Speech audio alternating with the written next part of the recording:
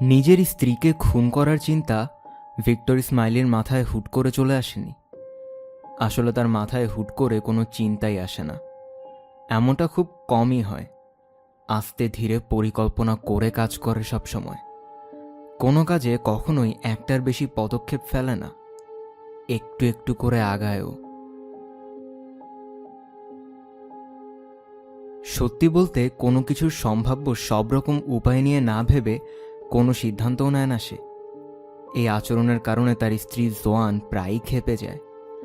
নাক ডাকা শুনলে যতটা রাগ হয়, এই আচরণ দেখলেও ঠিক ততটাই রেগে যায় তার স্ত্রী। একদিন মজা করে তার স্ত্রী বলেছিল সে মারা গেলে তার কবরের ফলকে একটু একটু করে কথাটা খোদাই করে লিখে দেবে। সাথে এটাও বলেছিল সে হয়তো মরবেও একটু একটু করেই। ভিক্টরের বয়স 42, মাথায় টাক পড়ে গেছে প্রায়, কেবল চাঁদের ওপর অল্প কয়েকটা চুল আছে, পেট মোটা ভুঁড়িওয়ালা শরীর তার। জোয়ানের বয়স 40, দেহ স্থূলকায়, থুতনিতে ভাঁজ পড়ে গেছে। প্রথমবার দেখার সময় ভিক্টরকে বেশ আকর্ষণীয় আর সুদর্শন মনে হয়েছিল জোয়ানের কাছে, আর ভিক্টরের কাছে জোয়ানকে আবেদনময়ী এক রমণী বলেই মনে হয়েছিল। ব্রাইটনের নিরিবিলি অঞ্চলের ছোট একটা বাসায় থাকে ওরা। ওদের বাসা থেকে সামনের উপত্যকার দৃশ্য দেখা যায়। সাউথ টাউন হিলের সবুজ ঢালগুলোর সৌন্দর্য অনায়াসে উপভোগ করতে পারে। যদি ওরা দুজন বাসায় একসাথে থাকলে বেশিরভাগ সময় ঝগড়ায় মেতে থাকে, আর যখন নিজেদের মাঝে ঝগড়া হয় না তখন প্রতিবেশীদের সাথে ঝগড়া করে। এ যাবৎকালে ওদের প্রতিবেশী যতগুলো ছিল তাদের প্রায় সবার সাথেই ঝগড়া লেগে যেত ভিক্টরের। কারো সাথেই বনিবনা হতো না তাকে জোয়ানের অসহ্য লাগার অনেকগুলো কারণের মধ্যে এটা একটা। প্রায় প্রতিদিনই তার উপর রেগে ওঠেও। এই তো গতকালই একটা বড় টেলিভিশন কিনে আনার কারণে তার উপর রেগে গিয়েছিল, কারণ টেলিভিশনটা তাদের লিভিং রুমের প্রায় অর্ধেকটাই দখল করে নিয়েছে। আবার ভিক্টর জোয়ানের উপর খেপেছিল কারণ অনেকগুলো টাকা খরচ করে সে নতুন একটা ওভেন কিনে এনেছে। ভিক্টরের মতে তাদের পুরনো ওভেনটা এখনও ঠিকঠাকই আছে। ওই দিন সন্ধ্যাতেই আবার আরেক দফা ঝগড়া বাঁধে ওদের মধ্যে।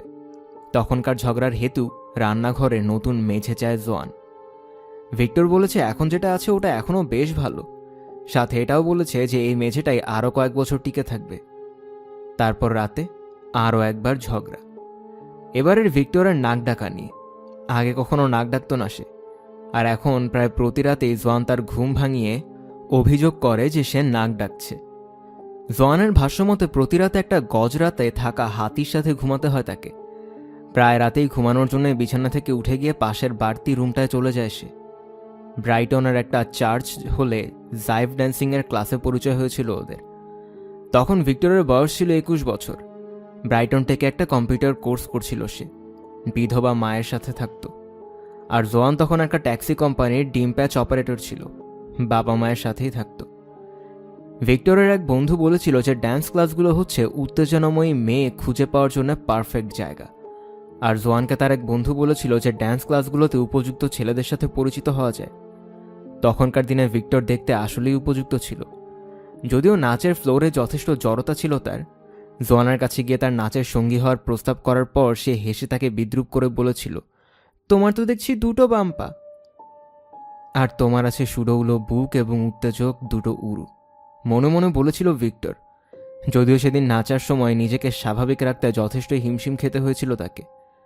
জোয়ান ভাবত ভিক্টর খুবই ফানি, সহজ সরল এবং সুদর্শন একজন পুরুষ। তার দৃষ্টিতে সে এমন একজন যে পুরো পৃথিবী ঘুরে বেড়াবে। ভিক্টরের ব্যাপারে নিজের বাবা মায়ের মতামতকেও কোনো দাম দেয়নি সে। তার বাবা মনে করত ভিক্টর অলস, আর মা ভাবত লোভী। ভিক্টর ভাবত জোয়ান হলো তার দেখা সবচেয়ে প্রেমময়ী নারী। জোয়ান যে তার সাথে ডেটে যেতে রাজি হয়েছে এটাও বিশ্বাস করতে পারছিল না সে। তারপর যখন প্রথমবার জোয়ানের বাবা মায়ের সাথে দেখা হয় তখন সে খুব ভালোভাবে তার মাকে পর্যবেক্ষণ করে নিয়েছিল। কোথাও সে পড়েছিল যে মেয়েরা সাধারণত তাদের মায়েদের মতোই হয়। আসলেই তাই। জোয়ানের মায়ের বয়স 40-এর শেষ দিকে হলেও তখনও তিনি যথেষ্টই আবেদনময়ী ছিলেন, অন্তত তার কাছে তাই মনে হয়েছিল। কোনো সন্দেহ নেই যে মা ও মেয়ে দুজনে মিলেই সৌন্দর্যের পুরোটা কেড়ে নিয়েছে। তাদের বিয়ের দিন জোয়ান ভেবেছিল 20 বছর পর ভিক্টর হয়তো একজন উচ্চ ক্ষমতা সম্পন্ন ব্যবসায়ী হবে। 2টা মেয়ে ও 2টা ছেলে সহ মোট 4টা সন্তান থাকবে তার। সুইমিং পুলওয়ালা কোনো আলিশান বাসায় বাস করবে তারা। আর ভিক্টর পরিকল্পনা করেছিল 20 বছর পরও জোয়ানের দেহ এইরকম ছিপছিপে আর আকর্ষণীয় থাকবে। দিনে অন্তত 2 বার বিছানায় প্রেম করবে তারা, সন্তান থাকলেও ভালোই হবে। কিন্তু তার পরিবর্তে একটা ছোটখাটো চাকরিতেই পড়ে আছে ভিক্টর। গত 19 বছর ধরে ছোট একটা বাসাতেই থাকতে হচ্ছে ওদেরকে, কোনো সন্তানও হয়নি। এমনকি বিড়ালটাও তাদের দুজনের কাউকেই তেমন একটা পছন্দ করে না। জীবনের এই কঠিন বাস্তবতাকে মেনে নিতে পারছে না জোয়ান। তারা দুজনই অসুখী। এ ধরনের ভবিষ্যতেটা প্রায় সব কিছুতে তাদের দুজনের পছন্দ 2 রকমের। এমনকি রাতে বেডরুমের জানালা খোলা রেখে ঘুমাবে নাকি বন্ধ করে ঘুমাবে এটা নিয়েও ঝগড়া হয় তাদের। ভিক্টর বলে জানালা বন্ধ করলে দম বন্ধ লাগে, তার ঘুম আসে না। আর জোয়ানের কথা হলো অনবরত ঠান্ডা বাতাস আসে এমন রুমে সে ঘুমাতে পারবে না। তার সাথে কোনো রেস্টুরেন্টে যাওয়া জোয়ানের জন্য আরও বেশি ভয়ঙ্কর। প্রতি শনিবার রাতে ঘুরতে বের হয় এই দম্পতি। এটা অনেক দিনের পুরনো রীতি। এই সন্ধ্যাগুলোকে প্রচণ্ড ভয় পায় জোয়ান। সবসময় সে এই প্রার্থনা করে শনিবার সন্ধ্যায় যেন কোনো কোনো কাপল তাদের সাথে থাকে, এতে অন্তত নিজেদের মধ্যে ঝগড়া হওয়ার সম্ভাবনা একটু কম থাকবে। তবে যাই হোক, কয়েক বছর ধরে প্রত্যেক শনিবারের সন্ধ্যাগুলোই পরিণত হয় ভিক্টর ও জোয়ানের গোলাগুলির যুদ্ধে। তাই এখন টেড আর মেজ ছাড়া আর কোনো বন্ধুই নেই ওদের। সত্যি বলতে টেড মেজদেরও অন্য কোনো বন্ধু নেই। প্রতি রেস্টুরেন্টে মেনু পড়তে পড়তে লম্বা সময় পার করে দেয় ভিক্টর। তারপর ওয়েটারকে দিয়ে প্রত্যেকটা আইটেম সম্পর্কে বিস্তারিত বর্ণনা করায়। এরপর তালিকার বাইরের খাবার অর্ডার করে। প্রায় প্রতিবারই একই আইটেম অর্ডার করে, বাগদা চিংড়ির ককটেল এবং সাথে মাংস ও চিপস। একমাত্র এই খাবারটাই খেতে পছন্দ করে সে। রেস্টুরেন্ট থেকে এটা দিতে না পারলে ওয়েটারকেও কটু কথা শোনাতে হয়। বাসায় যেসব খেতে পাই না বাইরে এসে ওইসবই তো খাওয়া উচিত, জোরে জোরে উচ্চারণ করে বলে ভিক্টর। মেস টেডরা সাথে থাকলে আরও বাজে বাজে কিছু কথাও যোগ করে সে। এসব শুনে লজ্জায় লাল হয়ে যায় জোয়ান। ওয়েটারের কাছে ক্ষমা চায়। বেশিরভাগ সময় এটাও বলতে চায় যে আমি দুঃখিত যে আমি এখন এই বেঢপ বিশ্রী আর স্যুটটাই পরিহিত টাক পরা মোটকু লোকটার সাথে আছি। যখন বিয়ে করেছিলাম তখন কিন্তু সে অনেক ছিপছিপে আর সুদর্শন ছিল। তবে কখনো এই সুন্দর শব্দগুলো উচ্চারণ করার সাহস হয় না তার। এর পরিবর্তে স্বামীর দিকে হিসিয়ে উঠে বলে, এইবার একটু অন্য কোনো কিছু খাওয়ার চেষ্টা করে দেখো, অন্তত একবারের জন্য অন্য কিছু খাও। দেখছি না, কারণ আমি এটাই পছন্দ করি। সবসময় জবাবে এটাই বলে সে। আমি যেটা পছন্দ করি না তেমন কিছু খাওয়ার ঝুঁকি নেব কেন? এতে তো আমি মরেও যেতে পারি। ওহ খোদা, প্লিজ মরেই যাও। প্রায়ই মনে মনে এই কথাটাও বলে জোয়ান। বই পড়া এবং টেলিভিশন দেখা নিয়েও এরকম একরোখা ভিক্টর। সে শুধু গোয়েন্দা গল্পই পড়ে এবং টেলিভিশনে কেবল গোয়েন্দা সিরিজগুলোই দেখে। শার্লক হোমস তার পছন্দের চরিত্র। শার্লক হোমসের সবগুলো বই কয়েকবার করে পড়েছে। শার্লক হোমস নিয়ে নির্মিত প্রতিটি মুভি ও টিভি সিরিজও দেখেছে সে। শার্লক হোমস চরিত্রে যারা অভিনয় করেছে তাদের মধ্যে ব্যাসিল রাথবোন তার সবচেয়ে পছন্দের অভিনেতা। তার দৃষ্টিতে এই চরিত্রের জন্য ব্যাসিল রাথবোনই উপযুক্ত। প্রায় সব কিছু নিয়ে আলাদা একটা দৃষ্টিভঙ্গি আছে ভিক্টরের, এমনকি ড্রাইভিং নিয়েও। সে কখনোই গাড়ি চালানোর সময় কথা বলে না, কারণ এটা বিপজ্জনক। জোয়ানকে বারবার বলেছে সেই কথাটা। গাড়ি চালানোর সময় প্রতিবারই জোয়ান তাকে বলে আস্তে চালাও। তখনই সে খেকিয়ে উঠে বলে, চুপ করো গর্ধব মহিলা, তুমি কিভাবে আশা করো যে গাড়ি চালাতে চালাতে তোমার সাথে আমি কথা বলবো? বাসায় সিগার খায় ভিক্টর। কোনো এক অজানা কারণে তার কাছে সিগার খাওয়াকে বিপজ্জনক মনে হয় না। সিগারেট অবশ্যই খারাপ, কিন্তু সিগার না, এই ব্যাপারে তার মতবাদ এটাই। জোয়ান অভিযোগ করে বলেছিল যে তার শ্বাসের ঘ্রাণ ড্রাগনের মতো। তবে এটা নিয়েও ওটাটা দুশ্চিন্তা নেই তার। সম্পর্কের শুরুর দিকে যখন তারা বিছানায় ভালোবাসা প্রকাশ করত তখন শ্বাসের ঘ্রাণ নিয়ে কোনো সমস্যা ছিল না জোয়ানের। সে প্রায়ই বলতো যে ভিক্টর হলো অত্যন্ত কামুকে একটা প্রাণী এবং ভিক্টরের ঘ্রাণযুক্ত এই শ্বাস ভালো লাগে তার। তবে পরবর্তী সময়ে এটা পাল্টে গেছে। সবচেয়ে খারাপ অবস্থা হতো রবিবার সকালে, কারণ শুক্রবারের পর আর দাড়ি কামাতো না ভিক্টর। আর জোয়ান অভিযোগ করে বলতো যে আগুন খেকো এক সজারুকে বিয়ে করেছে সে। তবে ব্রাইটনের কিটেন পার্লারের সুন্দরী মেয়েরা কখনোই সিগারের ঘ্রাণ নিয়ে অভিযোগ তোলেনি ভিক্টরের কাছে। সম্ভাব্য সব রকম এভাবেই তাকে খুশি করে এই মেয়েগুলো।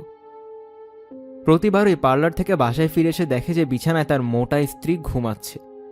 দিন দিন আরও মোটা হচ্ছে মহিলাটা। তার পাশে গিয়ে শুয়ে গোয়েন্দা গল্প পড়তে শুরু করে ভিক্টর। মাঝে মধ্যে ওয়েবসাইটে দেখা বিষয়গুলো নিয়ে ভাবে, আর প্রতি রাতেই একটা আনন্দময় ভবিষ্যতের স্বপ্ন দেখতে দেখতেই ঘুমিয়ে পড়ে সে। ভিক্টরের প্রথম কাজটা ছিল ব্রাইটনের কাছাকাছি একটা ফার্মে। ওই ফার্মে গাড়ি মেরামত ইন্ডাস্ট্রির জন্য রং তৈরি করত।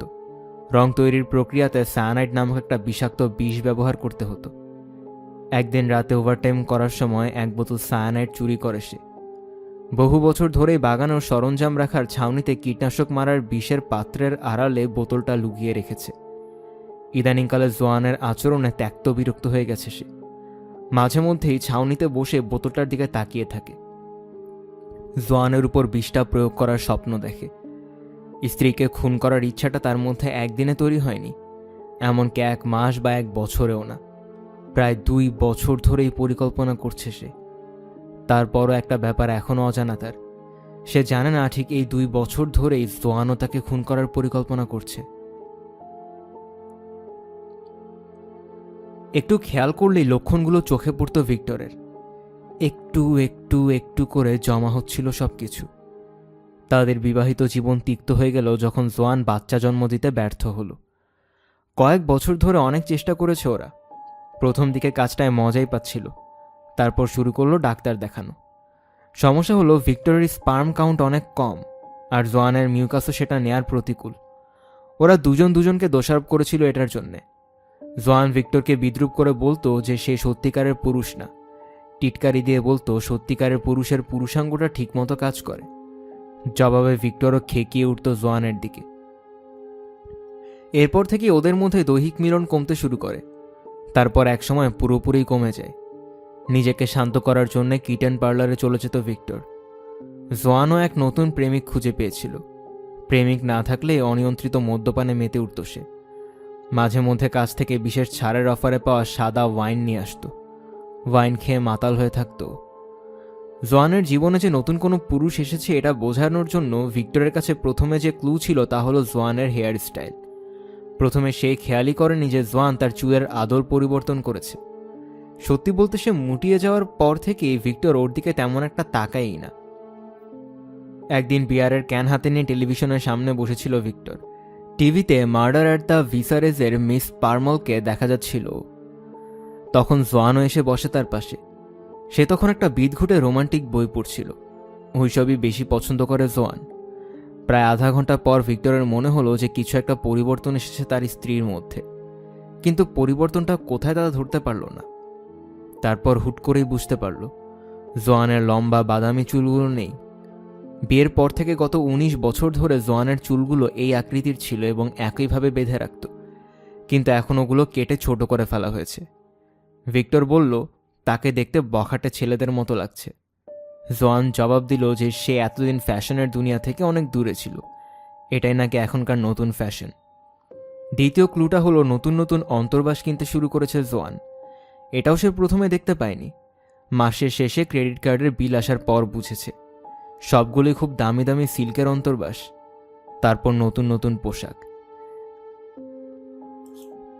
ভিক্টর খেয়াল করে দেখল যে প্রতি মাসে তাদের ক্রেডিট কার্ডের বিলগুলোতে কিছু না কিছু দামি দামি নতুন আইটেম আছেই। না, ভুল, তাদের না, তার ক্রেডিট কার্ডের বিলের কাগজে, যেহেতু টাকাগুলো তাকেই পরিশোধ করতে হয়। সুপারমার্কেটে চেকআউটের পার্ট টাইম জবটা থেকে খুব বেশি টাকা পায় না জোয়ান। তার এরকম খরুচে হবার কারণ জানতে চেয়েছিল ভিক্টর। জবাবে জোয়ান বলেছে একটা দাতব্য প্রতিষ্ঠানে কাজ করার সিদ্ধান্ত নিয়েছে সে। দুনিয়ার জন্য ভালো কিছু করতে চায়। ওখানে অনেক মিটিং করতে হয় তাকে। মিটিংয়ের জন্য ভালো ভালো পোশাক দরকার। মিটিংয়েরও কোনো সীমা নেই যেন। প্রতি রাতে এই মিটিং। জিজ্ঞেস করলে জবাব দেয় পৃথিবীর জন্য ভালো কিছু করছে সে। পিছিয়ে পড়া বঞ্চিত মানুষদেরকে সাহায্য করছে। এর মানে প্রায়ই আরও বেশি বেশি রাত পর্যন্ত বাইরে থাকতে হবে তাকে। মাইক্রোওয়েভে খাবার তৈরি করে ভিক্টরের জন্য রেখে যায়। এসব নিয়ে অবশ্য কোনো সমস্যা নেই তার সমস্যা শুধু বিলের কাগজটা নিয়েই। জোয়ানের খরচের মাত্রা তার উপার্জনকেও ছাড়িয়ে গেছে। সঞ্চয় থেকে খরচ করতে বাধ্য হচ্ছে ভিক্টর। এমন কোনো কিছুর জন্য তো টাকা জমায়নি সে। সঞ্চয়ের টাকা দিয়ে জোয়ানের জন্য নতুন পোশাক কেনার চেয়ে আরও ভালো কিছু করার প্ল্যান করে রেখেছিল সে। জোয়ান একদিন তার মাথায় হাত বুলিয়ে দিতে দিতে বলেছিল যে তাদের দুজনের পছন্দ আলাদা আলাদা হয়ে ভালোই হয়েছে। ভিক্টর বাসায় বসে টেলিভিশনে গোয়েন্দা ফিল্ম সিরিজ উপভোগ করার সময় বিশ্বকে বাঁচাবার জন্য বাইরে ঘুরতে পারবে সে। খরচের দিকটা বাদে প্রথম দিকে ঠিকঠাকভাবেই চলছিল সব। ইংল্যান্ডের নবম বৃহৎ ডিমের বাক্স নির্মাণকারীর প্রতিষ্ঠান স্ট্যানলি স্মিথ অ্যান্ড সন্সের আইটি ম্যানেজার ভিক্টর। জোয়ান সন্ধ্যায় ব্যস্ত থাকায় প্রায় অফিস থেকে বেরিয়ে কোনো সারাইখানায় গিয়ে ইচ্ছে মতো মদ পান করতে পারে। সপ্তাহে 2 বার অতিরিক্ত মদ্যপ হয়ে সিলোডো স্ট্রিটের কিটেন পার্লারে ঢু মারে, নিজের দেহকে শান্ত করে আবার ফিরে আসে বাসায়। তারপর আবারও মোর্স বা পৈরেটের কোনো একটা পর্ব দেখে খানিকটা পরিতৃপ্তির ঢেকুর তোলে। কিটেন পার্লারের একটা মেয়ে ভিক্টরকে খুব আগ্রহী করে তুলেছে। মেয়েটার নাম ক্যামিলা। জট পাকানো সোনালি চুল মেয়েটার, পাতলা সরু দেহ। মেয়েটা ভিক্টরকে বলেছে তার বয়ফ্রেন্ড ক্যাসপারের কাছ থেকে ব্রাইটনে পালিয়ে এসেছে সে। হারামজাদারা নাকি পেটাতো মেয়েটাকে। ছোট্ট রুমে গোলাপি চাদরের বিছানায় আনন্দ উপভোগের পর পাশে শুয়ে মেয়েটার সব গল্পই শুনেছে ভিক্টর। এক রাতে আনন্দ উপভোগের পর ভিক্টর জানায় ক্যামিলাকে সাহায্য করবেও। ক্যামিলা জানিয়েছে ভিক্টরকে সে পছন্দ করে, তার সাথে নিরাপদ বোধ করে, তার পুরুষালী ভাবটা অনেক পছন্দ তার। ব্রাইটনের নতুন জীবন শুরু করার জন্য ক্যামিলাকে আরও টাকা দিতে চায় সে। মেয়েটার গুন্ডা বয়ফ্রেন্ড ক্যাসপারের হাত থেকে নিরাপদে রাখতে চায়। ক্যামিলাকে সাথে নিয়ে নতুন জীবন শুরু করতে চায় সে। প্রতিবারই কিটেন পার্লারে গেলে ক্যামিলা তাকে বলে ভিক্টরের সাথে নতুন জীবন শুরু করা হবে তার কাছে স্বর্গতুল্য। এটা শুনে খুশি হয়ে সে প্রতিবারই মোটা অঙ্কের টাকা বকশিশ দিয়ে আসে। এজন্যই টাকা নিয়ে দুশ্চিন্তা আরও বাড়ছে ভিক্টরের। ইদানিং বাড়ি বন্ধকের টাকা দিতে গিয়েও হিমশিম খেতে হচ্ছে তাকে। ওভারড্রাফটের পরিমাণও বেড়ে গেছে, কারণ গৃহস্থালির জন্য আরও বেশি টাকা দাবি করছে জোয়ান। নতুন অন্তর্বাস, পোশাক ও হেয়ার ড্রেসারের পেছনে তার টাকা উড়ানোর পরিমাণ দিন দিন বাড়ছেই। এতদিন পর্যন্ত সব ঠিকঠাকই ছিল, কারণ ব্যাংকের ম্যানেজার টাকা তুলতে সাহায্য করেছিল ভিক্টরকে। কিটেন পার্লারে লোকটার সাথে অপ্রত্যাশিত দেখা হয়ে যাওয়ার পর থেকেই লোকটার কাছ থেকে সাহায্য পাচ্ছিল খুব। এখন ওই লোকটাও চলে গেছে। অ্যাকাউন্ট শূন্য হয়ে যাওয়ায় নতুন ম্যানেজার তাকে আর কোনো টাকাও দিতে রাজি না। এখন তার সামনে দুটো পথ, কিটেন পার্লারে যাওয়া কমাতে হবে এবং ক্যামিলাকে মোটা বকশিশ দেওয়া যাবে না, অথবা জোয়ানের টাকা উড়ানো বন্ধ করতে হবে। কোন পথ বেছে নেবে তা নিয়ে তেমন ভাবতে হলো না তাকে। জোয়ানকে না জানিয়ে তাদের যৌথ ক্রেডিট কার্ডটা বাতিল করে দিল সে।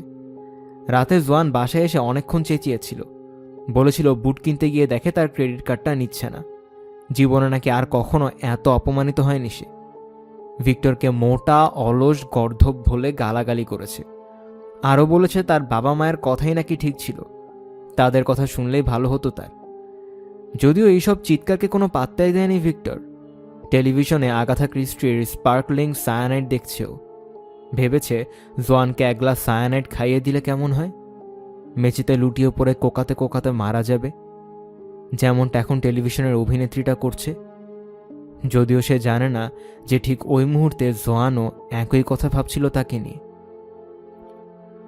ডন ব্যাক্সটার ট্যাক্সি চালক হওয়ায় তার স্ত্রী কখনোই জানতে পারে না যে সে কোথায় আছে।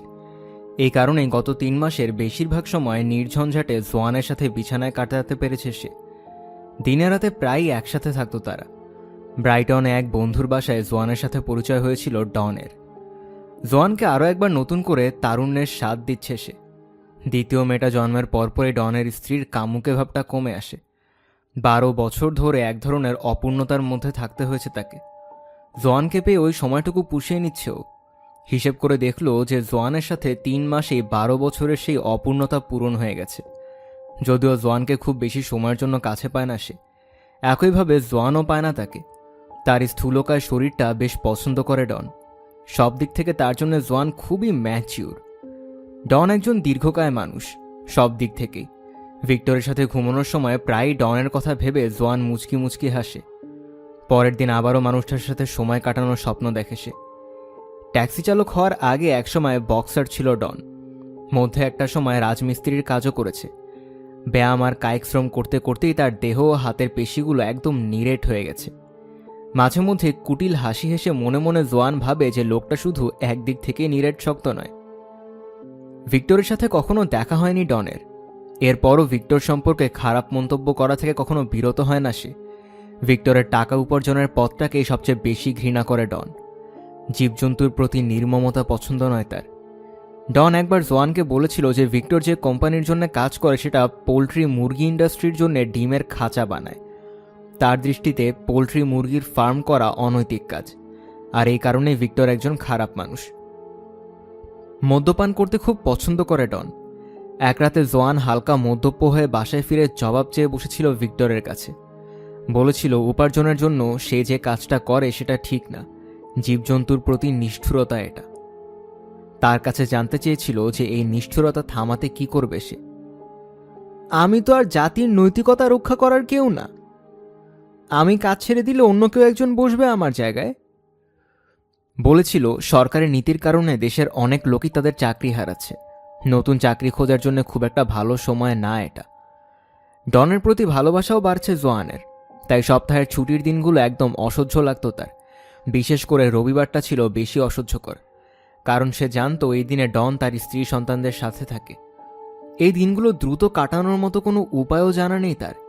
তবে ভিক্টরকে বিরক্ত করার একটা উপায় পেয়ে গেছে। চিকেন রান নামে একটা মুভির ডিভিডি কিনে আনলো জোয়ান। একটা জঘন্য নিষ্ঠুর ফার্ম থেকে এক মুরগির পালিয়ে যাওয়ার কাহিনী নিয়ে তৈরি করা হয়েছে মুভিটা। ভিক্টরের গোয়েন্দা মুভি বা ফুটবল খেলা দেখার মধ্যে বাধা দিয়ে জোয়ান টিভিতে এই মুভিটা চালু করে বসে।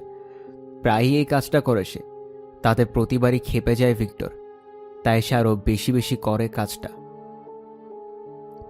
গত কয়েক বছর ধরে জোয়ানের মতো ভিক্টর রবিবারগুলোকে ঘৃণা করে, কারণ এই দিনগুলোতে ক্যামিলাকে দেখতে পায় না সে। বেশিরভাগ সময়ই এই দিনে বাগানে পানি ঢেলে সময় কাটায়, অথবা গ্রিন হাউসের শাকসবজিগুলোর আগাছা পরিষ্কার করে, অথবা ছাউনিতে বসে ধুলো পড়া সায়ানাইডের বোতলটার দিকে তাকিয়েই থাকে। মনে মনে জোয়ানকে সে মেরেই ফেলেছে এতদিনে। রবিবারের কেবল একটা জিনিসই ভালো লাগে তার, এই ভেবে যে পরের দিন সোমবার আসছে। ফেব্রুয়ারি মাসের এমনই এক সোমবারের ঘটনা। প্রতিদিনের মতোই সকাল 6:30টায় ঘুম থেকে উঠে পড়েছে ভিক্টর। জোয়ান তখনও ঘুমাচ্ছে। তার ড্যাম বাস্টার্সের সুরটা গুনগুন করতে করতে শেভ করে, গোসল সেরে নিল। বেশিরভাগ সময় সোমবারের সকালগুলোতে মেজাজ ভালো থাকে তার। শরীরে সুগন্ধি মেখে সবচেয়ে ভালো স্যুটটাই পরে তৈরি হয়ে নিল ভিক্টর। সে জানে কোনো এক কারণে দ্য ড্যাম বাস্টার্সের থিমটা শুনলেই বিরক্ত হয় জোয়ান। এই কারণে জোরে জোরে গুনগুন করতে লাগলো ভিক্টর। স্ট্যানলি স্মিথ ফ্যাক্টরিটা 2 তলা ভবন বিশিষ্ট। ব্রাইটনের দক্ষিণের শিল্প কারখানা সম্বলিত এলাকায় অবস্থিত এটা। ফ্যাক্টরিতে পৌঁছে সহকর্মীদের কয়েকজনকে দেখে হাত নেড়ে শুভেচ্ছা জানালো ভিক্টর। এরপর কফি খেয়ে কারো ফেলে রাখা প্যাকেট থেকে একটা বিস্কুট চুরি করে নিয়ে হেলে দুলে নিজের অফিসের দিকে যাত্রা শুরু করল। জোয়ানের অজান্তে অফিসে নিরিবিলিতে বসে তার সঞ্চয়ের শেষ টাকাগুলো দিয়ে জোয়ানের নামে একটা জীবন বীমা করে নিল। জোয়ানের মৃত্যুর পর বীমা থেকে মোটা অঙ্কের টাকা পাবে। সমস্ত ঋণ পরিশোধ করার পরও অনেক টাকা হাতে থেকে যাবে তখন। ওই টাকা দিয়ে সে আবারও একটা নতুন জীবন শুরু করতে পারবে। আসলেই খুব ভালোভাবে ক্যামিলার সাথে একটা নতুন জীবন গড়ে তুলতে পারবে সে। যদিও ভিক্টর ইসমাইলের বিজনেস কার্ডে লেখা যে সে আইটি ম্যানেজার, তবে পদবিটা আসলে তার কাজের তুলনায় একটু বেশি ভারী হয়ে গেছে। কোম্পানির খরচ ও কর্মচারীদের বেতনের হিসাব রাখার কেরানি হিসেবে কাজ করে ভিক্টর। মাসের আয় ব্যয়ের অ্যাকাউন্টগুলো তৈরি করে। বেশিরভাগ সময় হাতে কোনো কাজই থাকে না তার। ডিমের খাঁচার বেশিরভাগই তৈরি করা হয় মেশিন দিয়ে। কোম্পানিতে কর্মচারীরা যারা আছে তাদের কাজও শুধু এই মেশিনগুলোর রক্ষণাবেক্ষণ করা। অবশ্য কেউই কখনো খেয়াল করেনি যে ভিক্টরের হাতে প্রচুর অবসর সময় থাকে, কারণ সে সবসময় নিজেকে ব্যস্ত দেখায়। অবশ্য ভিক্টর আসলেই ব্যস্ত। দিনের বেশিরভাগটা সময় ইন্টারনেটে বিভিন্ন প্রতিবেদন পড়ে কাটায়ও। তার পরিকল্পনার সাথে সম্পৃক্ত প্রতিবেদনগুলোও ঘেঁটে দেখে। এই তো তখন জীবন বীমা কোম্পানিগুলোতে জালিয়াতির ঘটনাগুলো সম্পর্কে পড়ছিল। ঘটনাগুলো পড়ে ভিক্টর এটা বুঝতে পেরেছে যে বীমা কোম্পানিগুলো আসলে অতটা গবেট না। যদি কোনো স্বামী তার স্ত্রীর নামে বড় অঙ্কের কোনো বীমা করে থাকে এবং স্ত্রী যদি এর কয়েক সপ্তাহ পরেই মারা যায়, তাহলে কোম্পানিগুলো এটা নিয়ে তদন্ত করে। এরকম জালিয়াতি করতে গিয়ে অনেককেই পরে খুনের দায়ে জেল হাজতে যেতে হয়েছে। ভিক্টর বুঝতে পারছে যে যত কঠিনই হোক না কেন কাজটা করার জন্য অপেক্ষা করতে হবে তাকে, ধৈর্যশীল হতে হবে। সিদ্ধান্ত নিল জোয়ানকে খুন করার জন্য 1 বছর অপেক্ষা করবে সে। এই 1 বছর ক্যামিলাকেও তার মতো ধৈর্য ধরে থাকতে হবে। সবচেয়ে বড় সুবিধা হলো এই 1 বছরে চিন্তাভাবনা এবং পরিকল্পনা করার জন্য প্রচুর সময় পাবে সে। একটা নিখুঁত খুনের পরিকল্পনার জন্য পুরো 1 বছর সময়, এটা কিন্তু কম কিছু নয়। প্রতিদিনই তার অফিসের জরুরি কাজগুলো তাড়াতাড়ি শেষ করে ইন্টারনেটে ঘাটাঘাটি শুরু করে দেয় ভিক্টর। প্রথমে গুগলে পারফেক্ট মার্ডার লিখে সার্চ দিলেও কিছুক্ষণ দেখে তারপর সার্চ দিল বিষ লিখে, তারপর শনাক্তকারী বিষ। সবকিছুই রয়েছে ইন্টারনেটে, শুধু একটা মাউস ক্লিকই যথেষ্ট। সাইটগুলো ঘুরে ঘুরে নোট তৈরি করে নিচ্ছে সে। তথ্য ঘেটে ঘেটে অবশেষে নিখুঁতভাবে খুন করার নিয়মগুলোর লম্বা তালিকা তৈরি করে ফেলল। মোটমাট 52টা নিয়ম তালিকাবদ্ধ করেছে। ওগুলোর কয়েকটা এরকম: 1. কোনো ক্রিমিনাল রেকর্ড থাকা যাবে না। 2. সবার চোখে ধরা পড়বে এমন কোনো মোটিভ রাখা যাবে না। 3. সতর্কতার সাথে পরিকল্পনা করতে হবে। 4. রক্তের দাগ পুরোপুরি মুছে ফেলা অসম্ভব, তাই এটা বাদ। 5. পোস্টমর্টেমে বিষ পাওয়া যেতে পারে, তাই এটা বাদ। 6. প্লাস্টিকের ব্যাগের সাহায্যে দাগহীনভাবে শ্বাসরোধ করা যায় এবং এতে দ্রুত কাজ হয়। 7. লাশ সরিয়ে ফেলতে হবে। 8. কাউকে এটার কথা বলা যাবে না, কখনোই না। 9. মনে রাখতে হবে যে প্রতি বছরই হাজার হাজার মানুষ নিখোঁজ হয়। 10. সবকিছু অস্বীকার করার জন্য প্রস্তুত থাকতে হবে, কোনো লাশ নেই মানে কোনো প্রমাণও নেই। 11. এমনভাবে আচরণ করতে হবে যেন সবাই বুঝে যে আমি মানুষটাকে খুব মিস করছি। 12. খুনের পর অল্প সময়ের মধ্যে নতুন প্রেমিকাকে নিয়ে জনসম্মুখে আসা যাবে না। অধীর আগ্রহে সঠিক সময়টার জন্য অপেক্ষা করছে ভিক্টর।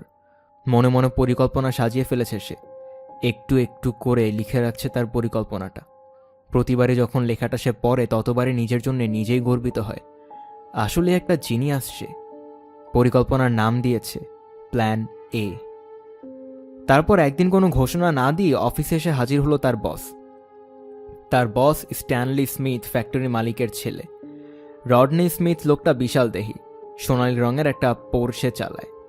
অফিসে গুজব আছে নিজের সেক্রেটারির সাথে অবৈধ সম্পর্ক আছে লোকটার। স্মিথ এসে তাকে বলল যে কোম্পানির আয় কমে গেছে, খরচটাও বাড়ছে, এইভাবে সঞ্চয় করা কঠিন হয়ে গেছে তাদের জন্যে। ভিক্টরকে তাই চাকরিটা ছেড়ে দিতে হবে। তাকে অপ্রয়োজনীয় মনে করছে কোম্পানি। তবে কোম্পানির হয়ে যতদিন কাজ করেছে সেটার উপর ভিত্তি করে একটা ক্ষতিপূরণ দেওয়া হবে তাকে। তার 16 বছরের সার্ভিসের প্রতি বছরের জন্য 1.5 সপ্তাহের বেতন দেওয়া হবে তাকে। প্রায় 6 মাসের বেতনের সমান হবে অঙ্কটা।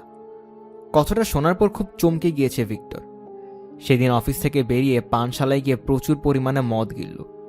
জোয়ানকে কথাটা জানাবে না বলে ভেবে নিয়েছে, কিন্তু বদ্ধ মাতাল হয়ে সব বলে দিয়েছে বাসায় ফিরেই। রাতে রেগে তাকে অনেক কথা শুনিয়েছে জোয়ান। বলেছে সে একটা মস্ত বড় অপদার্থ। পরদিন সকালেও ভিক্টরের আগের রাতে রেশ কাটেনি। 6 মাসের বেতন এবং সঞ্চয়ের বাকি টাকা দিয়ে কিটেন পার্লারে আর কতবার যেতে পারবে? ডেস্কের সামনে বসে এটা নিয়েই ভাবছে ভিক্টর। হিসাব করে দেখা গেল যদি জোয়ানকে হাউসকিপিংয়ের টাকাটা দেয়া না লাগে তাহলে অসংখ্যবার পার্লারে গিয়ে ক্যামিলাকে বকশিস দিয়ে আসতে পারবে সে। টাকা বাঁচানোর জন্য যে পরিকল্পনাটা করে রেখেছিল তার আগেই জোয়ানকে পথ থেকে সরিয়ে দিতে হবে তাকে। এছাড়া আর কোনো উপায় নেই। প্ল্যান এ কার্যকর করার মতো যথেষ্ট সময় নেই হাতে। প্ল্যান বিতেই কাজ করতে হবে। সমস্যা শুধু একটাই, প্ল্যান বি নিয়ে এখনো কিছু ভাবেনি সে। কিন্তু জোয়ান ঠিকই ভেবে রেখেছিল। রাতেই সমাধান পেয়ে গেল ভিক্টর। রাত 2টার দিকে জোয়ান তার বুকে ঘুষি দিয়ে থেকে উঠে রাগত স্বরে বলল, নাক ডাকা থামাও। প্রায় প্রতি রাতেই এমনটা বলে সে। রাত 4টার দিকে আবারও তাকে ডেকে তুলল জোয়ান। বিছানা থেকে নামতে নামতে বলল, খোদা, এখন তো অবস্থা আরো খারাপ। গলায় কি বাদ্যযন্ত্র নিয়ে ঘুমাও নাকি তুমি? ঘুমজড়িত কণ্ঠে বিড়বিড় করে ক্ষমা চাইল ভিক্টর। ঠাস করে বেডরুমের দরজাটায় ধাক্কা দেওয়ার শব্দ শুনতে পেল। প্রায় রাতেই এরকম করে দরজা লাগিয়ে রুম থেকে চলে যায় জোয়ান। এরপর বাড়তি বেডরুমের দরজাটাও ঠাস করে লাগিয়ে দেওয়ার শব্দ শুনতে পেল। হঠাৎ করে উত্তেজনায় চোখ থেকে ঘুম সরে গেল ভিক্টরের। একটা আইডিয়া পেয়েছে। জোয়ান প্রায়ই অভিযোগ করে যে ওই রুমটার অবস্থা একদম বিশ্রী। তার কথা আসলে ঠিকই। রুমটার দেয়ালগুলোর রং নষ্ট হয়ে গেছে। পর্দাগুলোর বেশিরভাগ অংশই পোকায় খেয়ে ফেলেছে। বাড়িটা কেনার পর শুধু ওই রুমটাতেই কোনো রকম সংস্কার করেনি। প্রথমে ভেবেছিল তাদের প্রথম ভূমিষ্ঠ সন্তানের বেডরুম হিসেবে সাজাবে এটাকে, কিন্তু তাদের তো কোনো সন্তান হয়নি। তাই আগের মালিকের ফেলে যাওয়া পুরনো ছোট খাটটা নিয়েই পরিত্যক্ত অবস্থায় পড়ে থাকতে হয়েছে এই রুমটাকে। যেন ছোট একটা দুঃখী রুম। কয়েক সপ্তাহ পর পর জোয়ান ভিক্টরের কাছে এসে বলে যে এই রুমটার মেরামত করা দরকার। এমনভাবে রুমটাকে গোছানো দরকার যাতে বাড়িতে কোনো মেহমান আসলে ওটায় থাকতে পারে। অন্তত তার থাকার উপযোগী করেই যেন গড়ে তোলা হয় রুমটাকে। কারণ ভিক্টরের নাক ডাকার কারণে তো সে মূল বেডরুমে ঘুমোতেই পারে না। এখন ওটার সুবাদে একসাথে দুটো সমস্যার সমাধান পেয়ে গেছে ভিক্টর। জোয়ানের জন্য ভালো একটা রুমও হবে, আর তার নিজের প্ল্যান বিও গড়ে তোলা যাবে। আর ঘুমাতে পারছে না দেখে ড্রেসিং গাউনটার শরীরে জড়িয়ে রান্নাঘরের দিকে পা বাড়ালো ভিক্টর। খুবই উত্তেজনা অনুভব করছে। নীরবে নিজের জন্য 1 কাপ চা বানিয়ে নিল। তারপর তার ডেন হিসেবে ব্যবহার করা রুমে এসে কম্পিউটারটা চালু করে ইন্টারনেট কানেক্ট করে নিল। সায়ানাইড লিখে সার্চ দিল গুগলে। সায়ানাইড বিষ নিয়ে শত শত ওয়েব পেজের রেজাল্ট চলে এসেছে সার্চে। এগুলো আগেও দেখেছে ও। আজ রাতে আরও নির্দিষ্ট কিছু খুঁজছে সে। প্রথমে সায়ানাইড বাষ্প লিখে সার্চ দিল, তারপর সায়ানাইড গ্যাস। লোভাতুর দৃষ্টিতে প্রতিটি শব্দই পড়ে পড়ে দেখছে সে। যতই পড়ছে ততই উত্তেজনা বাড়ছে। কিছু কিছু জিনিস কয়েকবার করে পড়ে নিচ্ছে, কারণ কিছু কিছু জিনিস লিখে রাখার চেয়ে মনে রাখাই বেশি ভালো। তার তালিকার 52 নম্বর নিয়মটা ছিল এটাই, কোনো সূত্র ফেলে রাখা যাবে না। সে যা মুখস্থ করে নিয়েছে তা হলো, সায়ানাইডের বিষক্রিয়ার প্রভাবটা নির্ভর করে কোন ব্যক্তি কতটা সায়ানাইড গ্রহণ করেছে তার উপর। সবচেয়ে বেশি ক্ষতি হয় শ্বাসের সাথে সায়ানাইড গ্রহণ করলে। বদ্ধ জায়গাগুলোতে সায়ানাইড গ্যাস সবচেয়ে বেশি বিপজ্জনক, কারণ গ্যাস আটকা পড়ে যায়। কিছু কিছু মানুষের কাছে সায়ানাইডের গন্ধকে অনেকটা পচা কাজু বাদামের মতো মনে হয়। বেশ কয়েকটা রঙেও সায়ানাইড থাকে, যেমন গাঢ় নীল রঙে। সত্যি সত্যি মুখে হাসি ফুটে উঠেছে ভিক্টরের। জোয়ানের সবচেয়ে প্রিয় রঙগুলোর একটা হলো গাঢ় নীল। ভিক্টরের আচরণে পরিবর্তন দেখে একটু অবাক হলো জোয়ান। অন্যান্য সব সপ্তাহান্তের ছুটির দিনের মতো এবার সে টেলিভিশনে গোয়েন্দা সিরিজ দেখছে না বা ছাউনিতে বসে থাকছে না। পুরো শনিবার ও রবিবারের 2টা দিনই কাটিয়েছে বাড়তি রুমটা নিয়ে। তার জন্য রুমটা সাজাচ্ছে ভিক্টর। তোমার জন্যই সোনা, তাকে বলল ভিক্টর। তুমি ঠিকই বলেছিলে, রুমটার অবস্থা আসলে অনেকদিন ধরে একদম জঘন্য হয়ে আছে। এখন তোমার জন্য সুন্দর করে ওটাকে সাজাচ্ছি আমি। কাজ করার সময় জোয়ানকে ভেতরেও ঢুকতে দেয় নাও। বলে যে তার সুন্দরী বধূকে চমকে দিতে যাচ্ছে। কাজ শেষে না হওয়া পর্যন্ত ওই রুমে ঢুকতে পারবে না জোয়ান। কাজ করতে করতে খানিক পরপরই কাশতে কাশতে রুমটা থেকে বেরিয়ে আসছে ভিক্টর। কপালে একটা ব্রিদিং মাস্ক লাগিয়ে রেখেছে। গায়ে সাদা হুডিওয়ালা রং দিয়ে মাখামাখি একটা বয়লার স্যুট পরে আছে। এটা দেখে টিভির খবরে দেখা ক্রাইম অফিসারদের স্যুটের কথা মনে পড়ে গেছে জোয়ানের। তোমার প্রিয় রং দিয়ে সাজাচ্ছি। গাঢ় নীল? কিভাবে বুঝলে? লুকিয়ে দেখেছিলে নাকি? তোমার পুরো শরীরে লেগে আছে। ও, নতুন পর্দাও লাগাচ্ছি আমি। ওইটা হয়তো কিছুক্ষণের মধ্যেই পড়ে যাবে। তুমি যা লাগাও তা কিছুক্ষণের মধ্যেই পড়ে যায়।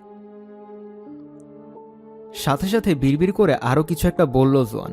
ওটা শুনতে পেল না ভিক্টর। জোয়ানের কটূক্তিগুলোর কোনো জবাব দিল না ও। এগুলো আর এখন সমস্যা না। কয়েক রাত জানালা বন্ধ করে ওই রুমটাতে ঘুমোলেই আর কোনো ধরনের কটূক্তি করতে পারবে না জোয়ান। অবশ্য পোস্টমর্টেমে ঠিকই সায়ানাইড খুঁজে পাওয়া যাবে, তবে তাতে দোষটা পড়বে রং প্রস্তুতকারী প্রতিষ্ঠানের ওপর। গাঢ় নীল রঙে অতিরিক্ত পরিমাণে সায়ানাইড মিশানোর কারণে তাদেরকে আদালতে দৌড়াতে হবে। তবে এর আগে তাকে রঙের কোটাগুলো কোথাও লুকিয়ে ফেলতে হবে। এগুলো কারো চোখে পড়তে দেওয়া যাবে না। এই কাজটা করা অবশ্য খুব একটা কঠিন না তার জন্যে। রবিবার রাতে কাজ শেষ করে রুমের জানালাটা খোলা রাখে ভিক্টর। জোয়ানকে বলল রং শুকানোর জন্য জানালা খুলে রাখতে হয়েছে। পরের রাতে পুরোপুরি শুকিয়ে যাওয়ার কথা। তখন সে নাক ডাকলে ওই রুমে চলে যেতে পারবে জোয়ান। আর সত্যি বলতে পরের রাতে ভালো করে নাক ডাকার পরিকল্পনাও করে রেখেছিল ভিক্টর। আগের চেয়েও আরও খারাপভাবে জোরে জোরে নাক ডাকবে সে। নাক ডেকে পুরো ইংল্যান্ডকেই জাগিয়ে তুলবে। পরদিন সোমবার সকালে অন্যান্য সব সোমবারের মতোই খুব আনন্দিত ভিক্টরকে কাজের উদ্দেশ্যে বেরিয়ে পড়তে দেখল জোয়ান। অন্য সব সোমবার থেকে আজ একটু বেশি আনন্দিত হয়ে আছে লোকটা। মনে হচ্ছে যেন গত সপ্তাহে চাকরিচ্যুত হওয়ার কথাটা একদম ভুলেই গেছে সে। হয়তো সে নিজেই বেশি ভাবছে এসব নিয়ে। গৃহস্থালির কাজকর্মে ব্যস্ত হয়ে পড়ল জোয়ান। কিছুক্ষণ পরেই সুপারমার্কেটে তার চাকরির শিফটের জন্য বাসের উদ্দেশ্যে বেরিয়ে পড়তে হবে তাকে। ভিক্টরের মতো তাকেও তো একটু ভালো আচরণ করতে হবে। তাই ধোয়ার জন্য ভিক্টরের সব জামা কাপড় একত্র করে নিল। তবে লোকটার রং মাখা বয়লার স্যুটটা না পেয়ে একটু অবাক হলো সে। বাড়ির পুরোটাই তন্ন তন্ন করে খুঁজল, কিন্তু পেল না। নরকে যাক, ভাবল জোয়ান। মুখে ক্রূর হাসি ফুটেছে তার। সে যে পরিকল্পনা করে রাখছে তাতে ওই স্যুটটার দরকার হবে না ভিক্টরের। অন্তত তাকে যেখানে পাঠাতে যাচ্ছে সে, সেখানে লাগবে না। প্রত্যেকটা মানুষের একটা দুর্বলতা থাকে। ভিক্টরের দুর্বলতা হলো ডায়াবেটিস। সুগারের পরিমাণ অতিরিক্ত হলেই ঘুমে ঢলে পড়ে সে। তারপর হাতির মতো নাক ডাকে, যার কারণে সারা রাত আর ঘুমাতেই পারে না জোয়ান। তার পরিকল্পনাটা খুবই সহজ। তার কাজ শুধু এইটুকু যে ভিক্টরের নিডেলে ইনসুলিনের পরিবর্তে সুগার ভরে রাখতে হবে। এতে করে ঘুমে লটিয়ে পড়বে ভিক্টর। গভীর এক ঘুম। ঘুমন্ত অবস্থায় ভিক্টরের শরীরে আরও সুগার ইনজেক্ট করবে সে। তারপর আরও। ভিক্টরের নাক ডাকা বন্ধ না হওয়া পর্যন্ত করেই যাবে, তার শ্বাস থেমে যাওয়ার আগ পর্যন্ত করেই যাবে। এমন পরিকল্পনা করে রেখেছিল জোয়ান, একদম নিখুঁত পরিকল্পনা। শেষবারের মতো অফিস থেকে কাজ করে সন্ধ্যায় বাসায় ফিরে কিছুটা চমকে গেল ভিক্টর। তার বাড়তি চাবি দিয়ে বাসায় মূল দরজাটা খোলার পর দেখে তার সামনে প্রায় অর্ধনগ্ন হয়ে দাঁড়িয়ে আছে জোয়ান।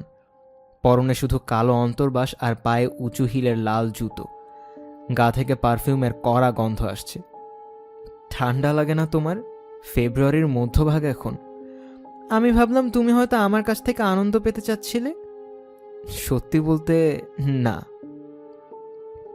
কিডেন পার্লার থেকে যে একটু আগে সব রকমের আনন্দ পেয়ে এসেছে সেটার উল্লেখ করলো না। বিয়ার দরকার আমার। তোমার তো ঠান্ডা লাগছে, কাঁপছো দেখছি। তোমাকে গরম করতে পারবো আমি? আমি গরমই আছি, তোমাকে নিয়ে দুশ্চিন্তা হচ্ছে শুধু। আমাকে বলো তো, যদি কাল সকালে তোমাকে ফাঁসিতে ঝুলানো হয় তাহলে মৃত্যুর আগে শেষবারের মতো কি খেতে চাইবে তুমি? চিংড়ির ককটেল, গরুর পাঁজরের দিকের ঝলসানো মাংস, মাশরুম, টমেটো, চিপস এবং মটরশুঁটির দানা, সাথে হট চকলেটের সস দিয়ে বানানো হট চকলেটের পুডিং। কেন? কাকতালীয়ই বলতে হয় তাহলে। রাতের খাবারের জন্য কি আছে আন্দাজ করো তো। আবার বলে বসো না যে ওই সবই তৈরি করেছো তুমি। ভিক্টর, তোমার জন্য কি এটুকু করতে পারবো না? জোয়ান মনে মনে ভাবছে যে পুডিং হট চকলেটের সসটা হয়তো চিনি শিরাটাকে ঢেকে রাখতে পারবে। ভিক্টর ভাবছে জোয়ান কি মদটদ খেয়ে টাল হারিয়ে ফেলেছে নাকি, নয়তো কোনো ধরনের ড্রাগ ইফেক্ট এটা, নাকি সে নিজের জন্য একটা আলাদা গাড়ি চাইবে। বর্তমানে ভিক্টরের গাড়িটাই দুজনে মিলে ব্যবহার করে। ওসবের কথা স্বপ্নে ভাবো ডাইনি, মনে মনে বলল সে। রাতের খাওয়া শেষ হওয়ার সাথে সাথেই সোফায় বসে ঘুমে তলিয়ে গেল ভিক্টর। ওইদিকে টিভিতে পইরে ঠিকই ব্যস্ততার সাথে কেস সলভ করে যাচ্ছে। পরিকল্পনা মাফিক ডনকে মেসেজ করল জোয়ান। 20 মিনিট পর স্মাইলিদের দোরগড়ায় এসে উপস্থিত হলো ডন। তবে ডনের মুখের দুশ্চিন্তার অভিব্যক্তি ফুটে আছে। এটা তো তাদের পরিকল্পনার অংশ ছিল না। একটা সমস্যা আছে, বলল ডন। এইমাত্র সিএসআই দেখে এলাম।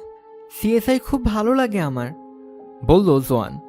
তার ভালো লাগে কারণ ভিক্টর এটা পছন্দ করে না। ভিক্টরের রুচির তুলনায় খুব বেশি আধুনিক সিএসআই। যাই হোক, আজকের রাতের পর্বটা তোমার ভালো লাগার মতো ছিল না। ডায়াবেটিক রোগীদের নিয়ে ছিল পর্বটা। ভেঙে বলো। ওভারডোজের মাধ্যমে অনেক ডায়াবেটিক রোগীকে খুন করা হয়েছে, কোনো কোনো ক্ষেত্রে ইনসুলিনের ওভারডোজ দিয়ে, কোনো কোনো ক্ষেত্রে সুগারের। এটা পরীক্ষা করার নতুন একটা উপায় খুঁজে পেয়েছে ফরেনসিক বিশেষজ্ঞরা। আমরা এই ঝুঁকিটা নিতে পারবো না। লাশটা সরিয়ে ফেলতে হবে আমাদেরকে। না, এটা তো প্ল্যান ছিল না। আমরা ঠিক করেছিলাম সকালে ভিক্টরের শরীর যখন একদম নিস্তেজ এবং ঠান্ডা হয়ে যাবে তখন আমি ডাক্তার ডাকবো। ওটাই আর কাজ হবে না এখন। তারা বুঝে যাবে যে অতিমাত্রায় সুগারের কারণে মারা গিয়েছে ভিক্টর। তাহলে আমি তাদেরকে এটা বলবো যে চাকরি চলে যাওয়ার পর থেকে খুব হতাশ ছিল সে, সুইসাইড নোটও লিখতে পারবো। বেশি বিপজ্জনক। কেউই তো জানবে না। কিভাবে এটা বুঝবে তারা? হাতের লেখা পরীক্ষা করে। কিন্তু লাশ কোথায় লুকাবো আমরা? কি যেন একটা দিতে চাইছিলে তুমি। হ্যাঁ ডার্লিং, আসছি, দাঁড়াও। শুধু 2 মিনিট অপেক্ষা করো তুমি। দুনিয়ার সর্বসুখ দিব আজকে তোমাকে। বলেই তাড়াতাড়ি করে রান্নাঘরে চলে গেল জোয়ান। সেখান থেকে রবারের হলুদ গ্লাভসটা তুলে নিয়ে ছুটে গেল গ্যারেজের দিকে। এখানেই ভিক্টর তার সমস্ত যন্ত্রপাতি রাখে। গ্যারেজ থেকে মাঝারি ওজনের একটা পেরেক তোলা হাতুড়ি নিয়ে আবারও বসার ঘরে চলে এলো জোয়ান।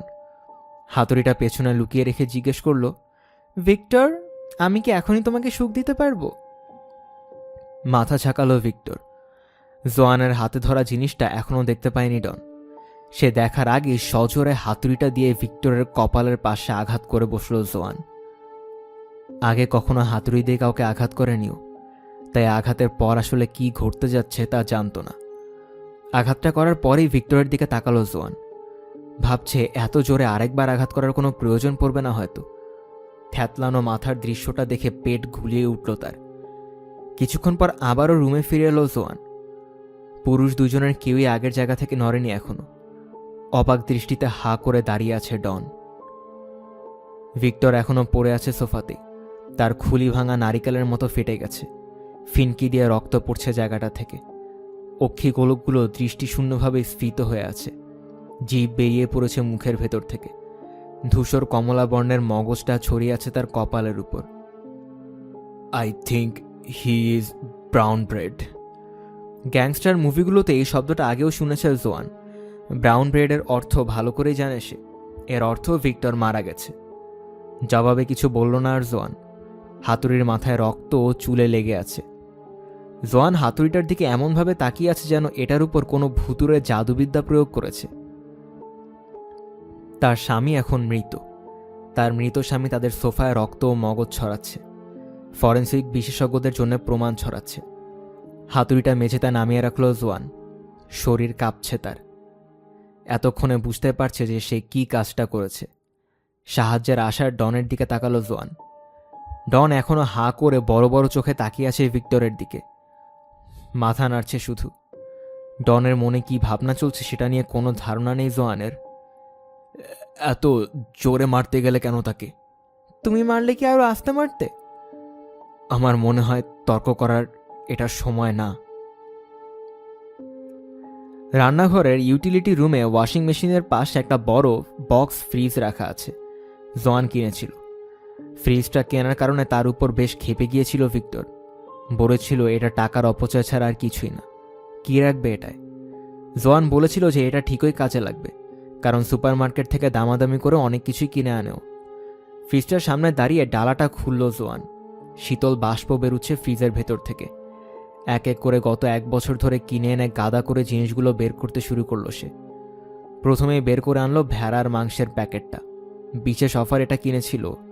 তারপর বের করে আনলো হিয়ামিত মটরদানার বড় প্যাকেট এবং ভ্যানিলার আইসক্রিমের বড় একটা বাক্স। একটু পরপরই জানালা দিয়ে বাইরের দিকে তাকাচ্ছে জোয়ান। যদিও নিচতলার সমস্ত জানালাতেই পর্দা নামিয়ে রেখেছে তারা, পাছে কেউ যদি আবার উকি দিয়ে দেখে ফেলে। যাই হোক, বেশ কয়েক মাস আগে রান্নাঘরের জানালাটার পর্দা ভেঙে পড়েছিল। অলস ভিক্টরও পরে আর ঠিক করেনি ওটা। জানালা দিয়ে নিচের উপত্যকার বাড়িগুলো জ্বলতে থাকা আলো চোখে পড়ছে জোয়ানের। মুহূর্তের জন্য গলাটা একটু ধরে গেল জোয়ানের। মনে মনে ভাবছে ভিক্টর তো এতটা খারাপও ছিল না। ছিল কি? তার মধ্যেও তো কিছু ভালো গুণ ছিল, তাই না? ডনের গলার স্বরে জোয়ানের ভাবনার সুতো কেটে গেল। তাড়াতাড়ি করো, প্রায় তো খালিই হয়ে এসেছে। ওকে, সব বের করে এনেছি। এরপর একটা ভাবনা মাথায় আসতেই উদ্বিগ্ন হয়ে উঠল সে। ভিক্টরের পুরো শরীরটা যদি ফ্রিজে না আটে? 5 মিনিটের মাঝে ডন আর জোয়ান মিলে ভিক্টরের শরীর থেকে সমস্ত কাপড় খুলে নিল। এমনকি তার ঘড়ি, বিয়ের আংটিটাও খুলে নিয়েছে। কোনো কিছু ফেলে দেওয়ার কোনো মানে হয় না। ভিক্টরের মোটা স্থূলকায় লাশটা বহন করে নিয়ে যেতে বেশ সংগ্রামী করতে হয়েছে দুজনকে। কপাল ভালো যে ডনের গায়ে শক্তি আছে, কারণ জোয়ান একদমই কোনো শক্তি পাচ্ছে না এখন। ঠেলাঠেলি করে কোনো রকমে ভিক্টরকে ফ্রিজের ভেতরে ঢুকালো। একবার দেখে নিয়ে সন্তুষ্ট হয়ে তারা আবারও হিমায়িত খাবারের প্যাকেটগুলো তার লাশের উপর রেখে দিল। আশা করছি ক্ষুধা লাগলে যেন আবার উঠে না বসে লোকটা। চমকে উঠে তার দিকে তাকালো জোয়ান। তোমার কি ধারণা? আরে না, দুশ্চিন্তা করো না। লোকটা মরে ভূত হয়ে গেছে এতক্ষণে। সন্ধ্যার বাকি সময় তারা ঘর পরিষ্কার করে কাটালো। নিচতলার কার্পেট এবং রান্নাঘরের মেঝে থেকে রক্ত মুছে ফেলেছে। বসার ঘরের দেয়ালেও কিছুটা রক্তের ছিটা লেগেছিল, ওটাও পরিষ্কার করে নিয়েছে তারা। সিলিং ও ল্যাম্প শেডেও রক্তের ছিটা লেগেছিল। এমনকি টেলিভিশনের পর্দাও 1 ফোঁটা রক্ত ছিটকে গিয়েছিল। পৈরট এটা খেয়াল করেছে বলে মনে হয় না। পর্দা থেকে রক্তের ফোঁটা মুছতে মুছতে কৌতুক করে বলল ডন। তবে কৌতুকটা শুনে জোয়ান হাসতে পারল না। মধ্যরাতের কিছু সময় আগে সবকিছু পরিষ্কার করা শেষ হলো। ক্লান্ত হয়ে বাসায় ফিরে গেছে ডন। যাওয়ার আগে বলে গেছে পরদিন খুব সকাল সকাল ফিরে আসবে সে। ডন চলে যাওয়ার পরেও আরও কিছুক্ষণ নিচতলাতেই বসে রইল জোয়ান। সোফার টোল পড়ে যাওয়া কুশনটার দিকে তাকিয়ে আছে সে। পুরো বাসাটাই কেমন যেন নীরব হয়ে আছে। বাতাসটাও ভারী ভারী লাগছে। মনে হচ্ছে যেন বাতাসটা তাকে নিচের দিকে ঠেলে নিতে চাচ্ছে। কিছুক্ষণ পরপরই ফ্রিজ থেকে শব্দ ভেসে আসছে। শুনতে পাচ্ছে জোয়ান। যদিও একা একা রান্নাঘরে ফিরে যাওয়ার সাহস হচ্ছে না তার। অন্তত আজ রাতেই অন্ধকারের মধ্যে ওখানে যেতে পারবে না। লম্বা একটা সময় ধরে নিচেই বসে রইল জোয়ান। তারপর একটা সময় পা বাড়ালো ওপরতলার দিকে। বাথরুম থেকে ভিক্টরের বডি স্প্রে এবং আফটারশেভের গন্ধ আসছে। বেডরুমেও ভিক্টরের গন্ধ জড়িয়ে আছে, যদিও সেটা তেমন তীব্র নয়। বাথরুমে ঢুকে মেজাজ খারাপ হয়ে গেল তার। বেসিনে ভিক্টরের কয়েক গোছা চুল পড়ে আছে। ভিক্টরের এই দিকটাকেও খুব অপছন্দ করত সে। সবসময়ই বেসিনে চুল ফেলে রেখে যেত অলস লোকটা। ওগুলো কখনো পরিষ্কারও করতো না। বেসিন থেকে টিস্যুতে চুলের গোছাগুলো তুলে নিল সে, ময়লার ঝুড়িতে ফেলে দিল টিস্যুটা। অন্যমনস্ক থাকায় ময়লার ঝুড়ির খোপটা খট শব্দ করে লেগে যাওয়ার একটু থতমতো খেয়ে গেল সে। খোদা, আমি তো প্রচণ্ড ভীতু, চমকে গিয়ে মনে মনে বলল জোয়ান। বাথরুমের পর্দাটা টেনে দিয়ে বেডরুমে ফিরে এলো সে। বেডরুমের জানালার পর্দাগুলোও টেনে দিল, আশা করছে যেন তাদের খুঁতখুঁতে প্রতিবেশীদের কেউ তাকে না দেখে। এই রাত 2টার দিকে পর্দা টেনে দিতে দেখলে অবাক লাগতে পারে তাদের কাছে, কারণ সাধারণত রাত 11টার দিকেই ঘুমিয়ে পড়ে তারা। নিজের গায়ের পোশাকগুলো খুলে একটা কালো পলিথিনে রেখে দিল জোয়ান। ডন এরকমটাই করতে বলেছিল তাকে। পরদিন সকালে পৌরসভার ময়লা ফেলার গাড়িটাতে এগুলো নিয়ে যাওয়ার কথা। সাথে ভিক্টরের পোশাক আর হাতুড়িটাও নিয়ে যাবে ডন। হাতুড়িটা এখন তার নিজের টুল বক্সে লুকিয়ে রেখেছে সে। নাইট গাউন পরে 2টো অ্যাসপিরিন গিলে নিল জোয়ান। বিছানায় পড়ে থাকা ভিক্টরের ডোরা কাটা জামাটা তুলে নিয়ে মেঝেতে ফেলে দিল। তারপর লাইট বন্ধ করে শূন্য বিছানায় শুয়ে পড়ল। বিছানাটা এখনও ভিক্টরের ঘ্রাণ জড়িয়ে আছে। সাথে সাথে আবার লাইটটা জ্বালিয়ে নিল জোয়ান। আজ রাতের অন্ধকারটা ভয় পাচ্ছে সে। অনেক কিছুই ঘুরছে তার মাথার ভেতর। পরদিন তাকে অনেকগুলো কাজ করতে হবে। বিছানার অপর প্রান্তে শেলফের পাশে থাকা টেলিভিশনের শূন্য পর্দার দিকে তাকালো সে। তারপর চোখ ফেরালো মেঝেতে পড়ে থাকা ভিক্টরের বাদামি রঙের চামড়ার স্লিপারগুলো এবং বিছানার পাশে রেখে দেওয়া আগাথা ক্রিস্টির বইগুলোর দিকে। রাতের নীরবতাকে শুনছে। নীরবতাটাকেই অনেক উচ্চস্বরের মনে হচ্ছে তার কাছে। ক্ষীণ দুর্বল একটা শব্দ কানে বাজছে তার। দূর থেকে পুলিশের গাড়ি বা অ্যাম্বুলেন্সের বা হয়তো কোনো ফায়ার সার্ভিসের গাড়ির সাইরেনের শব্দ ভেসে আসছে। এরপর 2 বিড়ালের ঝগড়ার শব্দ। এদের একটা যে গ্রেগরি তা নিয়ে কোনো সন্দেহ নেই। রাত 2:59, তারপর 3টা, তারপর 3:01। টেলিভিশন চালু করল জোয়ান। টিভিতে এক উপস্থাপক স্টুডিওর অডিয়েন্সদের সাথে কথা বলছে। আমার সাথে মেরি নামের একজন মহিলা আছেন। এখানে কি এমন কেউ আছেন যে সাম্প্রতিককালে মেরি নামের কাউকে হারিয়েছেন? সাধারণত এই অনুষ্ঠানগুলো ভালো লাগে তার, কিন্তু আজ রাতে এগুলোকে কেমন যেন অস্বস্তিকর লাগছে তার। চ্যানেল পাল্টালো জোয়ান। বিগ ব্রাদার চলছে একটা চ্যানেলে। 2 তরুণ যুবক আর একটা মোটা সোনালি চুলো মেয়ে বসে আছে একসাথে, সিগারেট খাচ্ছে আর কথা বলছে। কয়েক মিনিট তাদের কথাবার্তা শুনে আবারও চ্যানেল পাল্টে দিল জোয়ান। পুরনো একটা মুভি দেখাচ্ছে। এভাবেই পাল্টাতে থাকলো সবকিছু। হঠাৎ করে একটা কালো দাস্তানা পরে রাখা হাত ঘুষি দিয়ে জানালো ভেঙে হাত ঢুকিয়ে ভেতরে লাগানো দরজাটা খুলে দিচ্ছে। দৃশ্যটা দেখার সাথে সাথে চ্যানেলটা পাল্টে ফেলল জোয়ান।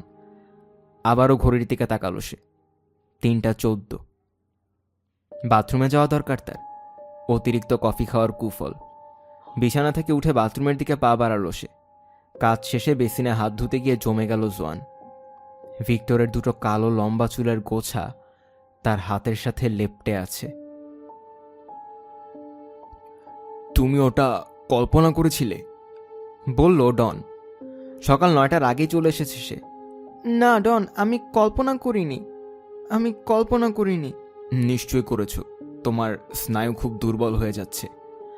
আমি কল্পনা করিনি। ময়লার ঝুড়ির ঢাকনা খুলে দেখেছি আমি।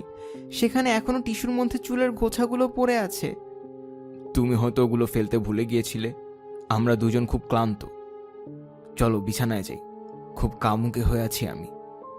চুলগুলো ফেলতে ভুলে যাইনি আমি।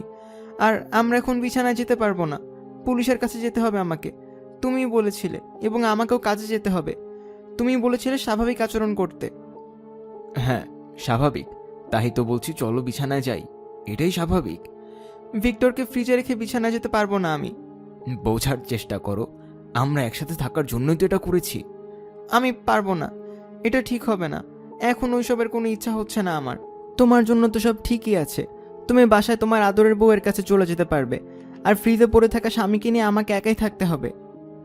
ঠিক আছে তো তো তো এইটুকু কি শুধু বলতে পারবে তুমি? আমি ভালোবাসি তোমাকে। আমিও তোমাকে ভালোবাসি, কিন্তু আমাদেরকে শুধু শুধু কি? আমাকে তোমার সাহায্য করতে হবে। আমাদেরকে শান্ত থাকতে হবে। আমি একদমই শান্তই আছি। আচ্ছা, ঠিক আছে। ঠিক নেই? তাহলে এটাকে ঠিক করতে হবে আমাদের। ওকে ওকে। প্ল্যান, আমাদেরকে পরিকল্পনা মাফিক চলতে হবে। আমরা পরিকল্পনা মাফিকই চলবো। তো বেসিন থেকে ফেলতে ভুলে যাওয়া দুটো চুল নিয়ে আর আতঙ্কিত হতে পারবে না তুমি, ঠিক আছে? ঠিক আছে। আধ ঘন্টা পর গাড়িতে করে ব্রাইটন পুলিশ স্টেশনের সামনে এসে থামল জোয়ান। গত 3 বছর ধরেই ভিক্টরের বেগুনি রঙের এই ভক্সহল অ্যাস্ট্রো কনভার্টিবলটা নিয়ে প্রায় মারামারি চলছে ইবেতে। মিটারে গাড়িটা পার্ক করে নিচে নেমে এলো জোয়ান। প্রবেশ করুন লেখা দরজাটা দিয়ে ভেতরে ঢুকে দেখলো থানার ভেতর একটা লম্বা লাইন। সেও গিয়ে লাইনে দাঁড়ালো। ফ্রন্ট ডেস্কের কাছে পৌঁছার অপেক্ষা করতে করতে দেয়ালে সেটা রাখা নোটিশগুলো পড়ে দেখছে সে। একটা জায়গায় লেখা আছে নিখোঁজ ব্যক্তিসমূহ। এই শিরোনামে অনেকগুলো ক্লোজ আপ মুখের ছবি এবং প্রতিটা ছবির নিচেই একটা সাধারণ বাক্য লিখে রাখা আছে, আপনি যদি এই মানুষটাকে দেখে থাকেন তাহলে দেরি না করে দ্রুতই আপনার নিকটস্থ পুলিশ স্টেশনে যোগাযোগ করুন। চেহারাগুলোর একটাও পরিচিত নয় জোয়ানের। তারপর আরেকটা নোটিশ দেখতে পেল যেটাতে অ্যালকোহলের অতিরিক্ত ব্যবহার এবং অন্য আরেকটা মাদকের অপব্যবহার থেকে সতর্ক করে দেওয়া হয়েছে। নোটিশগুলো দেখতে দেখতেই অবশেষে ফ্রন্ট ডেস্কে পৌঁছাতে সমর্থ হলো সে।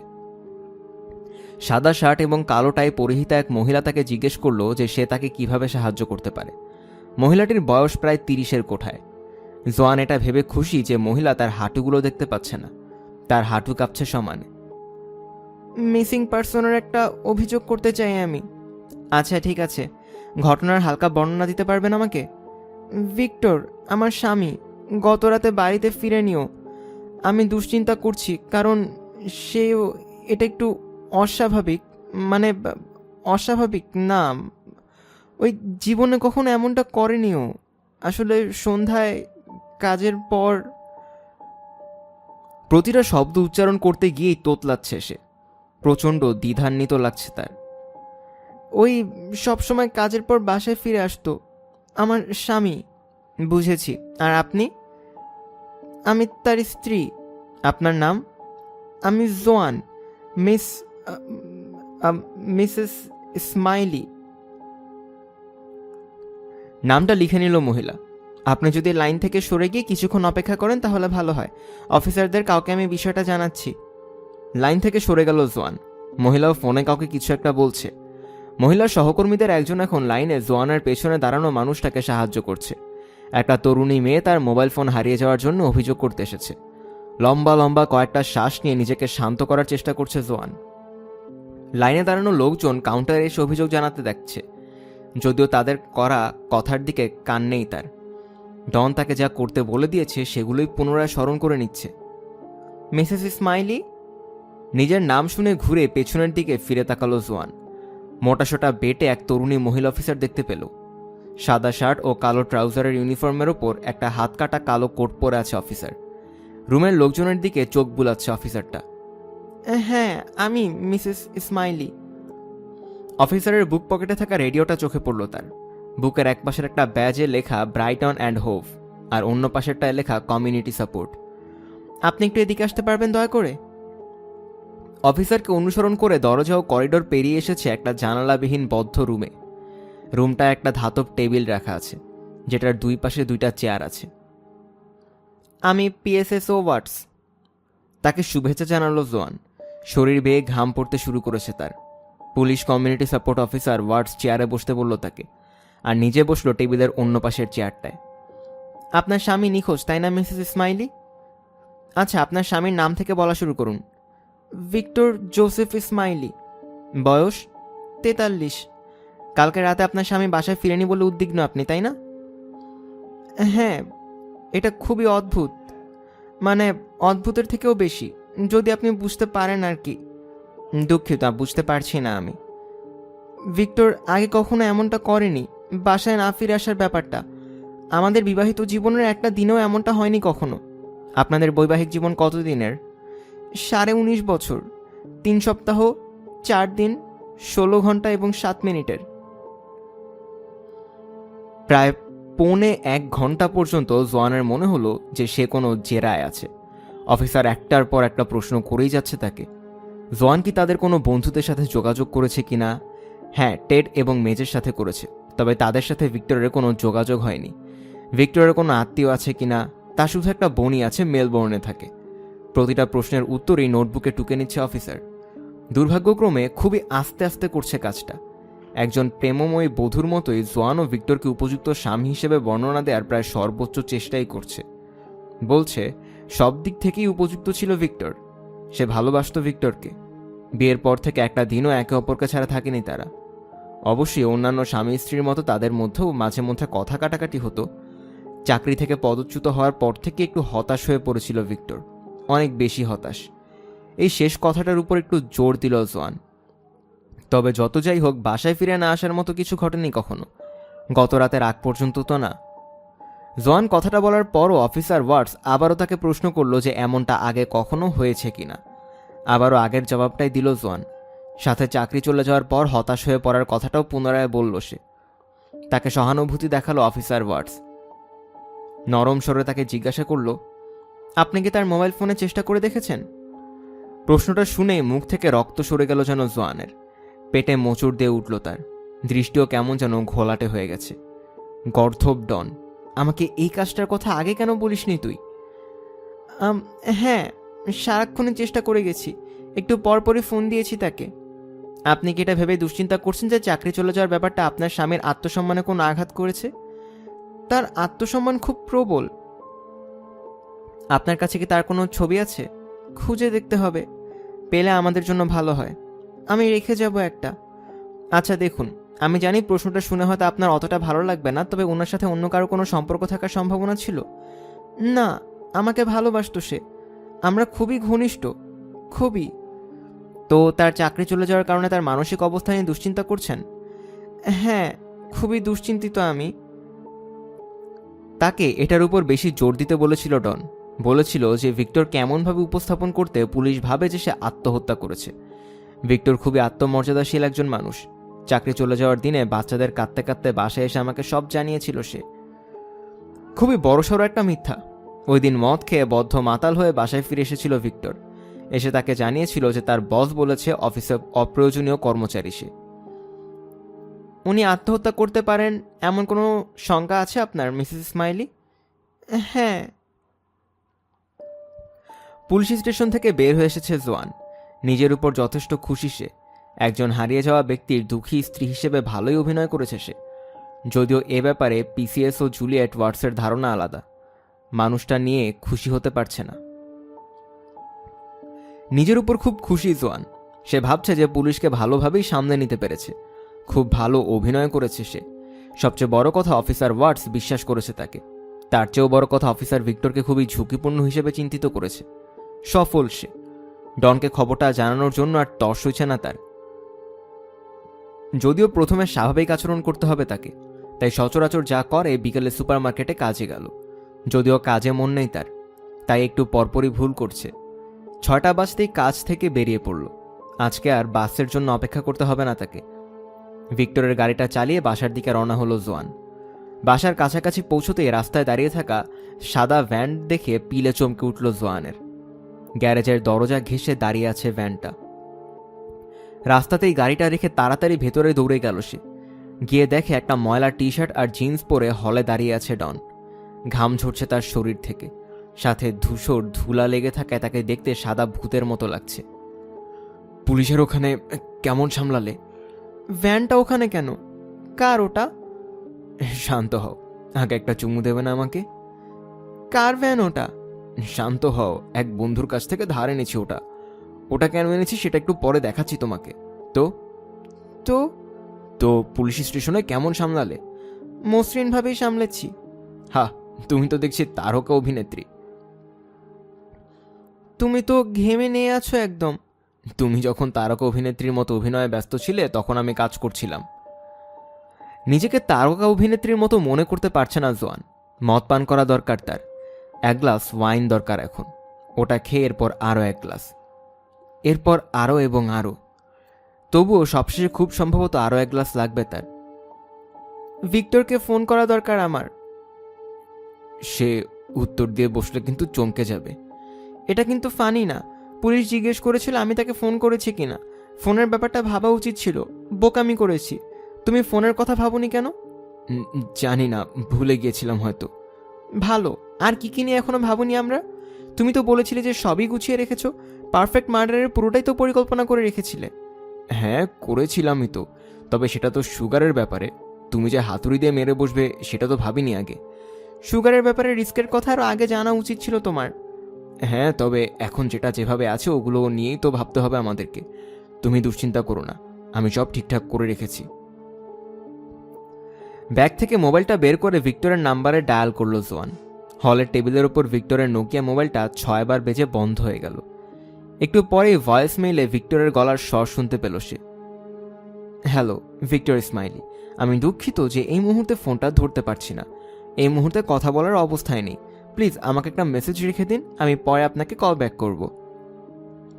ভিক্টরের কণ্ঠটা শুনে একটা অদ্ভুত অনুভূতি হচ্ছে জোয়ানের।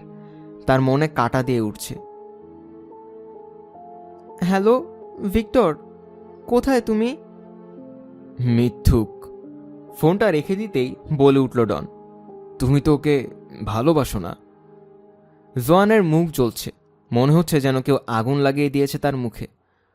মৃত ব্যক্তির কাছে মিথ্যা বললে তো সমস্যা নেই, তাই না? তার ফোনটা লুকিয়ে ফেলা দরকার আমাদের। পরে একবার এটার কথা মনে করে দিও তো, কোথাও পুঁতে ফেলতে হবে। তোমার ওরকম মেসেজ রাখা একদমই ঠিকই হয়নি, গাধামি করেছো। মেসেজ না রাখলে ওটা গাধামিই হতো। এটা গাধামিই ছিল। তুমি আতঙ্কিত হয়ে আছো, আমাদেরকে আতঙ্কিত হলে চলবে না। ড্রিঙ্ক দরকার আমার। ডনকে অনুসরণ করে হল পেরিয়ে গ্যারেজে চলে এলো জোয়ান। প্রচণ্ড ঠান্ডা হয়ে আছে জায়গাটা। বাতাসের সাথে ধুলা উড়াচ্ছে বলে ভালো করে কিছু দেখতেও পাচ্ছে না। কাশতে শুরু করেছে সে। সাধারণত রাতে এখানে অ্যাস্ট্রা গাড়িটা রেখে দেয় ওরা, তবে আজ রাতে কোনো জায়গা নেই এখানে। গ্যারেজের ঠিক মাঝখানে ডনের খোঁড়া গর্ত দেখা যাচ্ছে। গর্তটা প্রায় 6 ফুট লম্বা এবং 3 ফুট চওড়া। গর্তের দুই পাশেরই কনক্রিটের টুকরো এবং মাটি ছড়িয়ে ছিটিয়ে পড়ে আছে। দেয়ালের কাছে জড়ো করে রাখা কয়েক বস্তা সিমেন্ট এবং শাবল, 2টা কোদাল সহ আরও কয়েকটা যন্ত্র চোখে পড়ল জোয়ানের। এই তো এসে গেছি। সারাদিন এটা নিয়েই ব্যস্ত ছিলাম। আমি হচ্ছি 1 সদস্য বিশিষ্ট VDT. VDT? Victor disposal team. এটা কিন্তু মজার কিছু নয়। আহা, তুমি তো তাকে সরিয়ে দিতে চেয়েছিলে। আমার সাহায্য চাচ্ছিলে, তাই আমি সাহায্য করেছি। গর্তটার দিকে উকি দিল জোয়ান। 2 ফুটের মতো গভীর গর্তটা। খুব একটা গভীর না। এখনো কাজ শেষ করিনি। ভিক্টরকে আমরা 6 ফুট নিচে পুঁতে রাখবো। লাশ পচার পর গন্ধ ছড়াক তা চাই না আমি। তুমি নিশ্চয়ই সিরিয়াস না? ভিক্টরকে এখানে কবর দেওয়ার কথা ভাবছো তুমি? আমার গ্যারেজে? এটাই উপযুক্ত জায়গা। আমি আগে রাজমিস্ত্রি ছিলাম, মনে আছে? আমি আবার একদম নিখুঁতভাবে ওটা পাকা করে দিতে পারবো। কেউ কখনোই জানবে না। কিন্তু আমি তো জানবো। তখনই ডোর বেলটা বেজে উঠল। শব্দটা শুনেই জমে গেছে দুজন। কে এসেছে জানি না। তাড়াতাড়ি করে উপরে উঠে ভিক্টরের ডেন হিসেবে ব্যবহার করা রুমটায় চলে গেল জোয়ান। রুমের জানালা দিয়ে নিচে তাকালো। 2 জন পুলিশ অফিসার দাঁড়িয়ে আছে তার বাড়ির দরজার সামনে। অফিসার 2 জনই পুরুষ। ইউনিফর্মের উপর একটা কালো কোট এবং মাথায় ডোরাকাটা পুলিশের টুপি পরে আছে। জোয়ান উপর থেকে দেখছে তাদেরকে। দরজার সামনে দাঁড়িয়ে থাকতে থাকতে 2 জনই অধৈর্য হয়ে উঠেছে। তাড়াতাড়ি করে নিচে নেমে গ্যারেজে গিয়ে ডনকে আরও চুপচাপ থাকতে বলল। তারপর দৌড়ে আসলো মূল দরজার কাছে। খুবই উত্তেজিত হয়ে আছে ও। আপনাদেরকে এভাবে দাঁড় করে রাখার জন্য দুঃখিত। বাথরুমে ছিলাম আমি। মিসেস স্মাইলি, আমি সার্জেন্ট রোজ আর ও পিসি ব্ল্যাক, ব্রাইটন পুলিশ। হ্যাঁ, হ্যালো। ভিক্টরের কোনো খোঁজ পেয়েছেন? আমার স্বামীকে কি খুঁজে পেয়েছেন? না ম্যাডাম, এখনো পাইনি। মনে হয় আপনিও কোনো খোঁজ পাননি এখনো। না। ভেতরে আসতে পারি আমরা? হ্যাঁ হ্যাঁ, অবশ্যই আসুন। এখানে আসার জন্য ধন্যবাদ আপনাদেরকে। তাড়াতাড়ি করে দরজার সামনে থেকে সরে তাদেরকে ভেতরে প্রবেশের জায়গা করে দিল জোয়ান। 2 অফিসারই তাদের মাথার টুপি খুলে ফেলেছে। সার্জেন্ট রোজের বয়স 40-এর গোটায়। চুলগুলো ছোট এবং কালো, মাঝে মধ্যে কিছু কিছু ধূসর হতে শুরু করেছে। চেহারাটাও বন্ধুবৎসল। তাদেরকে নিয়ে লিভিং রুমে আসার পথে হলের টেবিলে পড়ে থাকা ভিক্টরের ফোনটা চোখে পড়ল জোয়ানের। প্রথমে আটকে উঠেছিল, তারপর বুঝতে পারলো যে পুলিশরা তো আর জানে না যে এটা কার ফোন। পুলিশ 2 জনকে আসন দেখিয়ে দিয়ে বসার অনুরোধ করল জোয়ান। তারপর তাদের মুখোমুখি অবস্থানে থাকা আর্ম চেয়ারটায় বসল সে। চেহারায় যতটা সম্ভব দুঃখী ভাব ফুটিয়ে তোলার চেষ্টা করেছে। নোটবুক বের করে আনলো সার্জেন্ট রোজ। কনস্টেবলও একই কাজ করল। রাস্তায় থাকা ওই ভ্যানটা কি আপনাদের, মিসেস স্মাইলি? ওই সাদাটা? প্রশ্নটা শুনে অফিসার দুজন একে অপরের দিকে তাকালো। এটা দেখে আরও অস্বস্তিতে পড়ে গেছে জোয়ান। হ্যাঁ, ওই সাদাটাই। না না, আমাদের না, আমাদের প্লাম্বারের ভ্যান ওটা। পানির লাইন বা ড্রেনেজের সিস্টেমে কোনো সমস্যা হয়েছে? কপাল দিয়ে টুপটুপ করে ঘাম পড়ছে জোয়ানের। সিরিয়াল কিলার ডেনিস নিলসেনকে নিয়ে বানানো একটা টিভি শোয়ের কথা মনে পড়ছে তার। ভিক্টর বেশ পছন্দ করত শোটা। ওটাতে দেখিয়েছিল যে নিলসন এক তরুণকে খুন করে টুকরো টুকরো করে ফেলেছে। পরে কাটা টুকরোগুলো কিচেন সিঙ্ক এবং কমোডের ভেতর দিয়ে ফ্লাশ করে দিয়েছিল। তাতে পানির লাইনগুলো জ্যাম হয়ে গিয়েছিল। পরে পরিষ্কার করার দলটা নলের ভেতর থেকে মানুষের লাশের টুকরো খুঁজে পেয়েছিল। এভাবেই ধরা পড়েছিল নিলসেন। বাড়তে থাকা আতঙ্কের কারণে গলার স্বরই আটকে গেছে জোয়ানের। কোনো রকমে চিকন সুরে বলল, না না, ওরকম কিছু না, শুধু বাথরুমের কল এবং নতুন শাওয়ারটা ঠিক করার জন্যে। ভিক্টর আর আমি মিলে আমাদের বাথরুমটাকে নতুনভাবে সাজাচ্ছি। আপনাদের মিস্ত্রি দেখি বেশ নিঃশব্দে কাজ করে। আসলেই খুব ভালো কারিগর। সে যে এখন এখানে আছে এটা বোঝারও কোনো উপায় নেই। একমাত্র বাইরের ওই ভ্যানটা ছাড়া। হ্যাঁ। আবারও নীরবতা নেমে এলো তাদের মাঝে। এবারেরটা আগের বারের থেকেও বেশি লম্বা, অস্বস্তিও বেশি। কিছু সময় চুপ থাকার পর সার্জেন্ট রোজ বলল, মিসেস স্মাইলি, আপনার স্বামীর ঘটনার জন্য আন্তরিকভাবে দুঃখিত। আমরা এখানে এসেছি আপনার স্বামীর ব্যাপারে কিছু ব্যাপার জানতে। ধন্যবাদ, খুবই কৃতজ্ঞ আমি আপনাদের প্রতি। আমার খুবই খারাপ লাগছে তার জন্য, খুবই খারাপ। মিসিং পার্সনের অভিযোগটা করার সময় আপনি বলেছিলেন যে আপনার স্বামীর ডায়াবেটিস ছিল। আপনি কি জানেন উনি সাথে করে কোনো ওষুধ নিয়ে গেছেন কিনা? মনে হয় সবসময় ওগুলো সাথে রাখে ওর। আপনি কি চেক করে দেখেছিলেন গতকাল বের হওয়ার সময় উনি সেগুলো সাথে করে নিয়ে গেছেন কিনা? রবিবার সন্ধ্যাতে ওনাকে সর্বশেষবার দেখেছিলেন আপনি, তাই না? হ্যাঁ, রবিবার সন্ধ্যাতে। রবিবারের ঘটনাগুলো কি আপনি আরেকবার বলতে পারবেন আমাদেরকে? আমার শরীর ভালো ছিল না ওই দিন, আগে ভাগে শুয়ে পড়েছিলাম। ভিক্টর তখন বাসায় টেলিভিশনে কিছু একটা দেখছিল। পরদিন সকালে উঠে দেখি সে নেই। প্রথমে ভেবেছিলাম হয়তো আগে ভাগে অফিসে চলে গেছে। তবে এটা একটু অদ্ভুত লাগছিল, কারণ প্রতিদিনই বের হয়ে যাওয়ার আগে আমার জন্য চা বানিয়ে বিছানার পাশে রেখে যায় ও। চাকরি চলে যাওয়ার পর ওনার মানসিক অবস্থা কেমন ছিল মিসেস স্মাইলি? খুবই খারাপ, বড়সড় একটা ধাক্কা খেয়েছে সে। বহু বছর এই কোম্পানিটার হয়ে শ্রম দিয়েছে, এভাবে ছেড়ে দেওয়ার খুবই কষ্ট পেয়েছিল। পুরোপুরি ভেঙে পড়েছে। সারা দিন রাত রুমে বসে দুঃখ করত।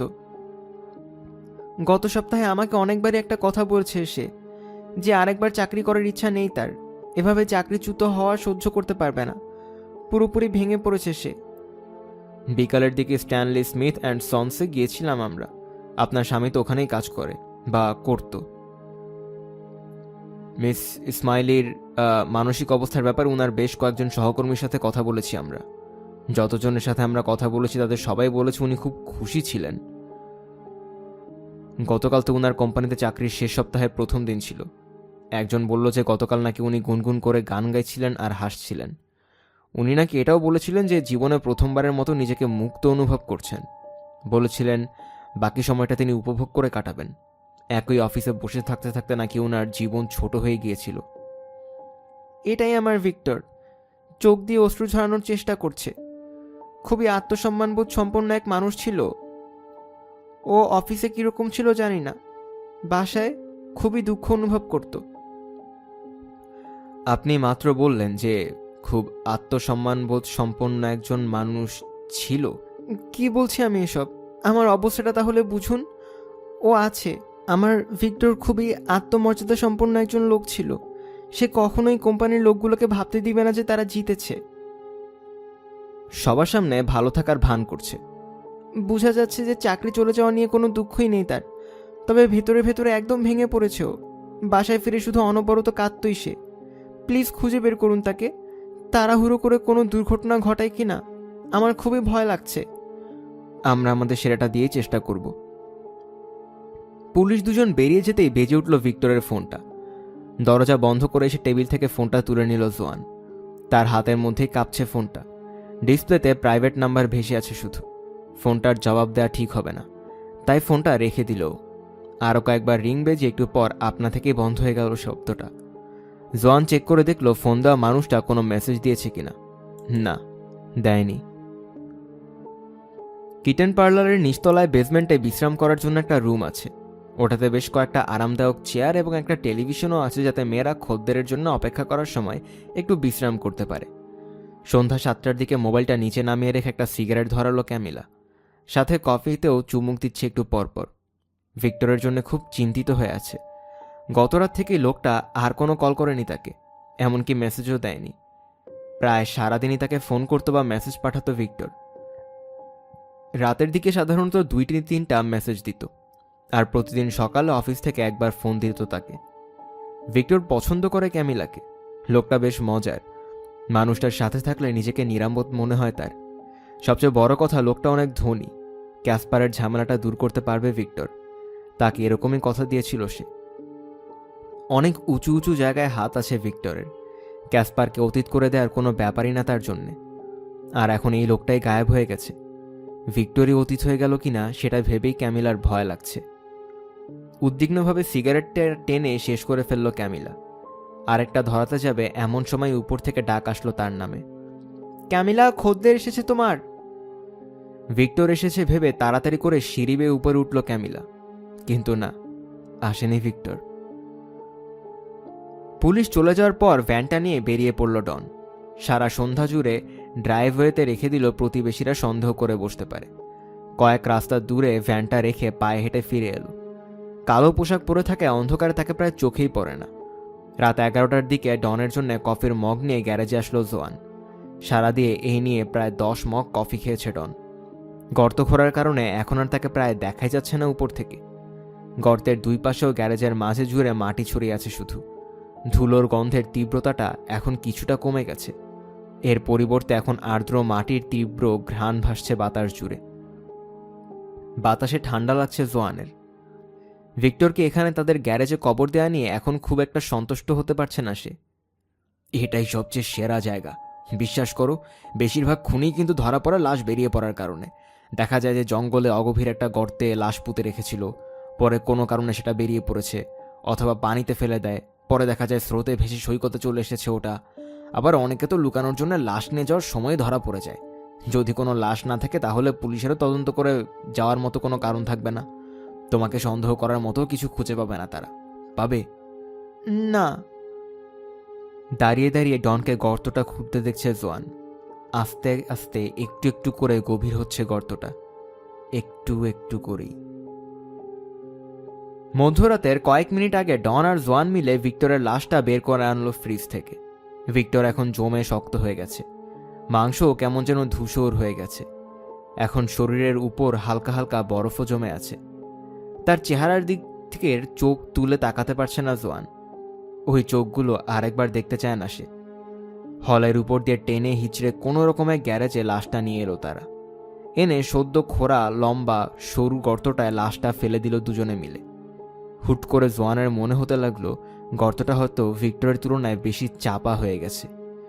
ভিক্টরের লাশটা কয়েক ফুটে আটকে গেছে, তার মোটা পেটটা ঢুকছে না। গর্তের পাশে বসে পা দিয়ে লাশটা একটা ধাক্কা দিল ডন।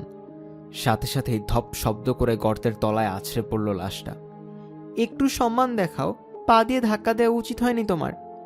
ক্ষমা করবে, পুরোহিতদের ডেকে আনছো না কেন তাহলে? তারা এসে নিয়ম সিদ্ধভাবে কবর দিয়ে যাক তাকে। কোনো ধরনের আনন্দের অনুভূতি পাচ্ছে না সে। আগে ভেবেছিল ভিক্টর মরার পর হয়তো অন্যরকম একটা আনন্দ অনুভব করতে পারবে। ভেবেছিল যে ডনের প্রতি তার ভালোবাসাটা হয়তো অনেক তীব্র, কিন্তু এই মুহূর্তে ডনের প্রতি কোনো ভালোবাসাই অনুভব করতে পারছে না। সত্যি বলতে সে চাচ্ছে ডন তাকে একা রেখে চলে যাক। উবু হয়ে এক মুঠো মাটি তুলে লাশের উপর ছিটিয়ে দিল জোয়ান। তারপর ডান যেন শুনতে না পায় এমনভাবে ফিসফিস করে বলল, চিরবিদায় ভিক্টর। জায়গাটা নিশ্চয়ই খুব খারাপ না তোমার জন্যে? রাত 1টার দিকে গর্তটা মাটি দিয়ে ভরার কাজ শেষ হলো তাদের। ঘুমের কারণে আর দাঁড়িয়ে থাকতে পারছে না জোয়ান। তোমার বউ কি তোমার জন্য দুশ্চিন্তা করছে না? ঘড়ির দিকে তাকালো ডন। ম্যান্ডি এতক্ষণে ঘুমিয়ে পড়েছে। আসার আগে বলে এসেছি আজকে অনেক রাত হতে পারে ফিরতে। হিথ্রো এয়ারপোর্ট থেকে ভোর সকালে যাত্রী তুলে নিতে হবে আমাকে।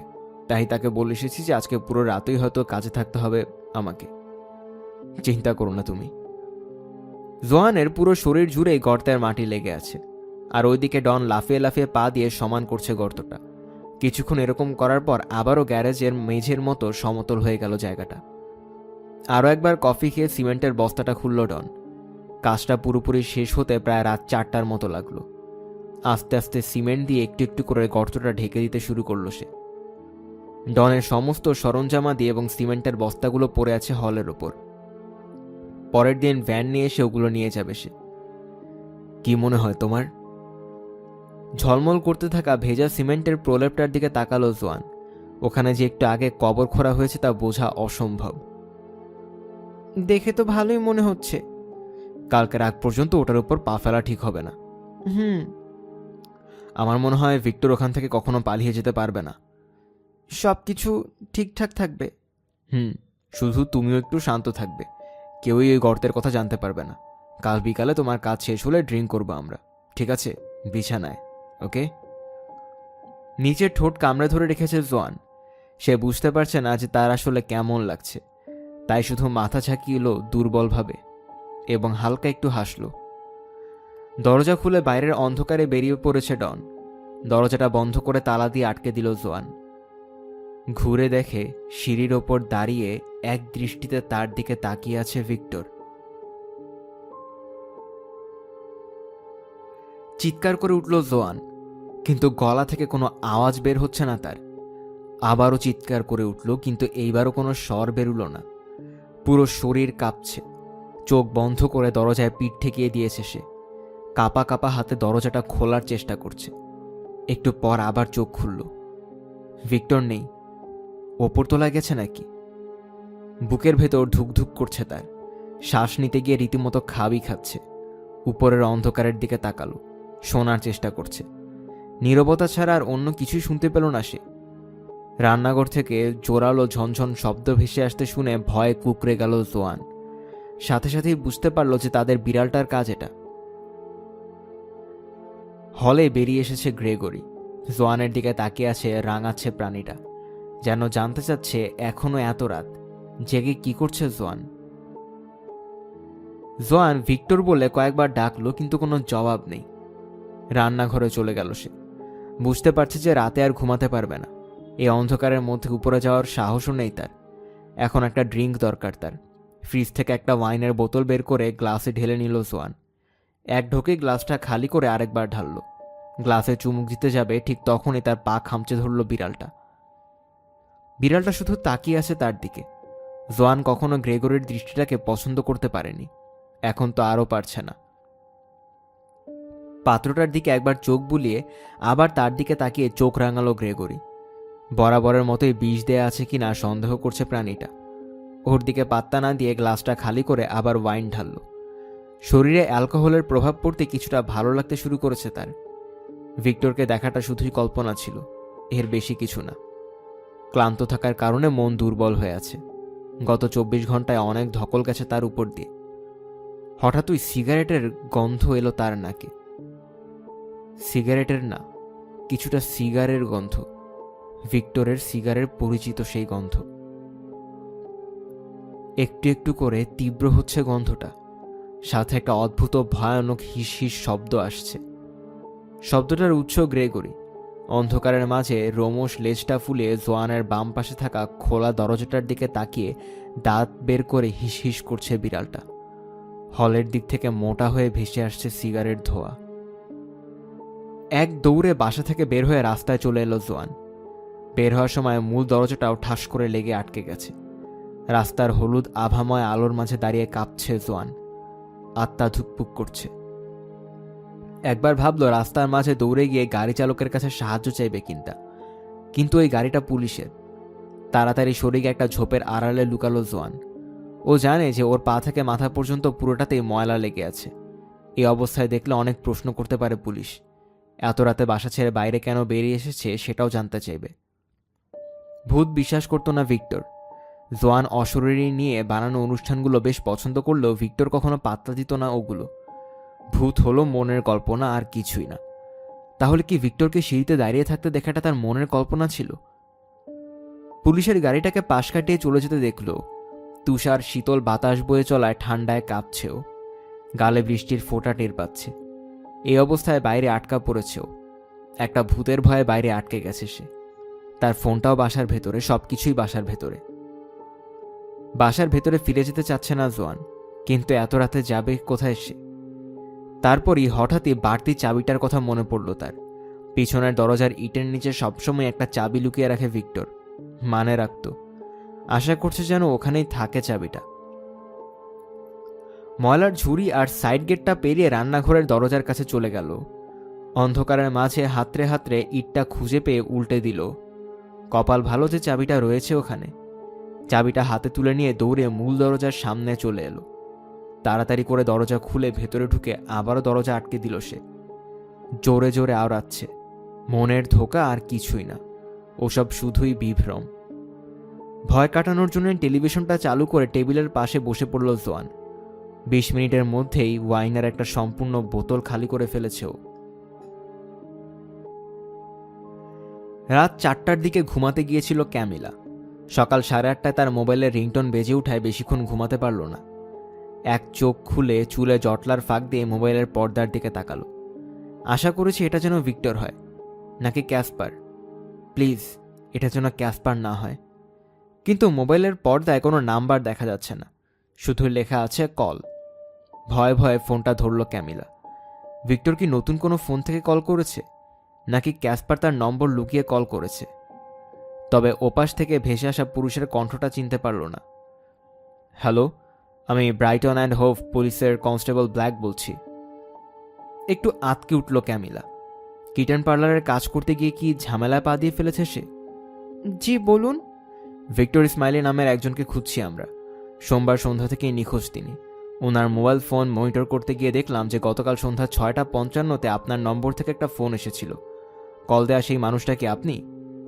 ভিক্টর নিখোঁজ? হ্যাঁ, ওনাকে নিয়ে একটু চিন্তিত আছি আমরা। আপনি কি ওনার বন্ধুদের একজন? হ্যাঁ, অনেক ভালো একজন বন্ধু। আপনার সাথে কিছু কথা বলার দরকার আমাদের। আপনি কি আমাদের এখানে একবার আসতে পারবেন? যদি পারেন তাহলে ব্রাইটন পুলিশ স্টেশনে ঢু মেরে যাবেন একবার। 10:30টার দিকে আসতে পারবো আমি, তখন এলে চলবে? অবশ্যই। আপনার নামটাকে একবার বলবেন? ক্যামিলা। ফ্রন্ট ডেস্কে এসে আমার কথা বলবেন। আমি কনস্টেবল ব্ল্যাক। ভিক্টর কি ঠিক আছে, এইটুকু জানাতে পারবেন আমাকে? আমরা জানি না আসলে। লোকটাকে হন্যে হয়ে খুঁজছি আমরা। তার নিরাপত্তা নিয়ে আমরা বেশ শঙ্কিত। লোকটাকে ধন্যবাদ দিয়ে কল কেটে দিল ক্যামিলা। বিছানা থেকে নেমে পড়েছে। এখন আর ঘুমোতে পারবে না সে। নিরাপত্তা নিয়ে শঙ্কিত। পুলিশের সহযোগিতার জন্য সব রকম সাহায্যই করবে সে। আবারও ফোনটার দিকে তাকালো ক্যামিলা। এরপর হুট করে একটা কথা মনে পড়ল তার। ভিক্টর প্রায় তার স্ত্রীকে নিয়ে কথা বলতো তার স্ত্রী নাকি খুবই খারাপ একটা মানুষ, তাকে অসুখী করে রেখেছে।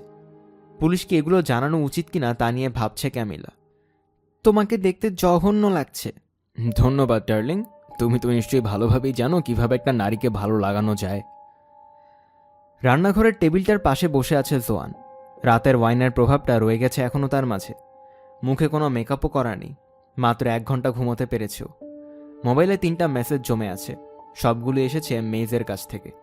গতরাতে বেশ কয়েকবার ফোন করেছিল মেজ। তখন ডনের সাথে গ্যারেজে ব্যস্ত থাকার ফোনের শব্দটা শুনতে পায়নি জোয়ান। মেসেজে মেজ জানিয়েছে যে ভিক্টরের নিখোঁজ হওয়ার সংবাদটা জানিয়ে পুলিশ ডেকে নিয়ে গিয়েছিল তাদেরকে। জোয়ান কি ঠিক আছে? কেন তাদেরকে কল করেনিও? তারা কি এসে তাকে দেখে যাবে একবার? ডন, রাতে ভিক্টর এসেছিল বাসার ভেতর, তুমি চলে যাওয়ার পরপরই।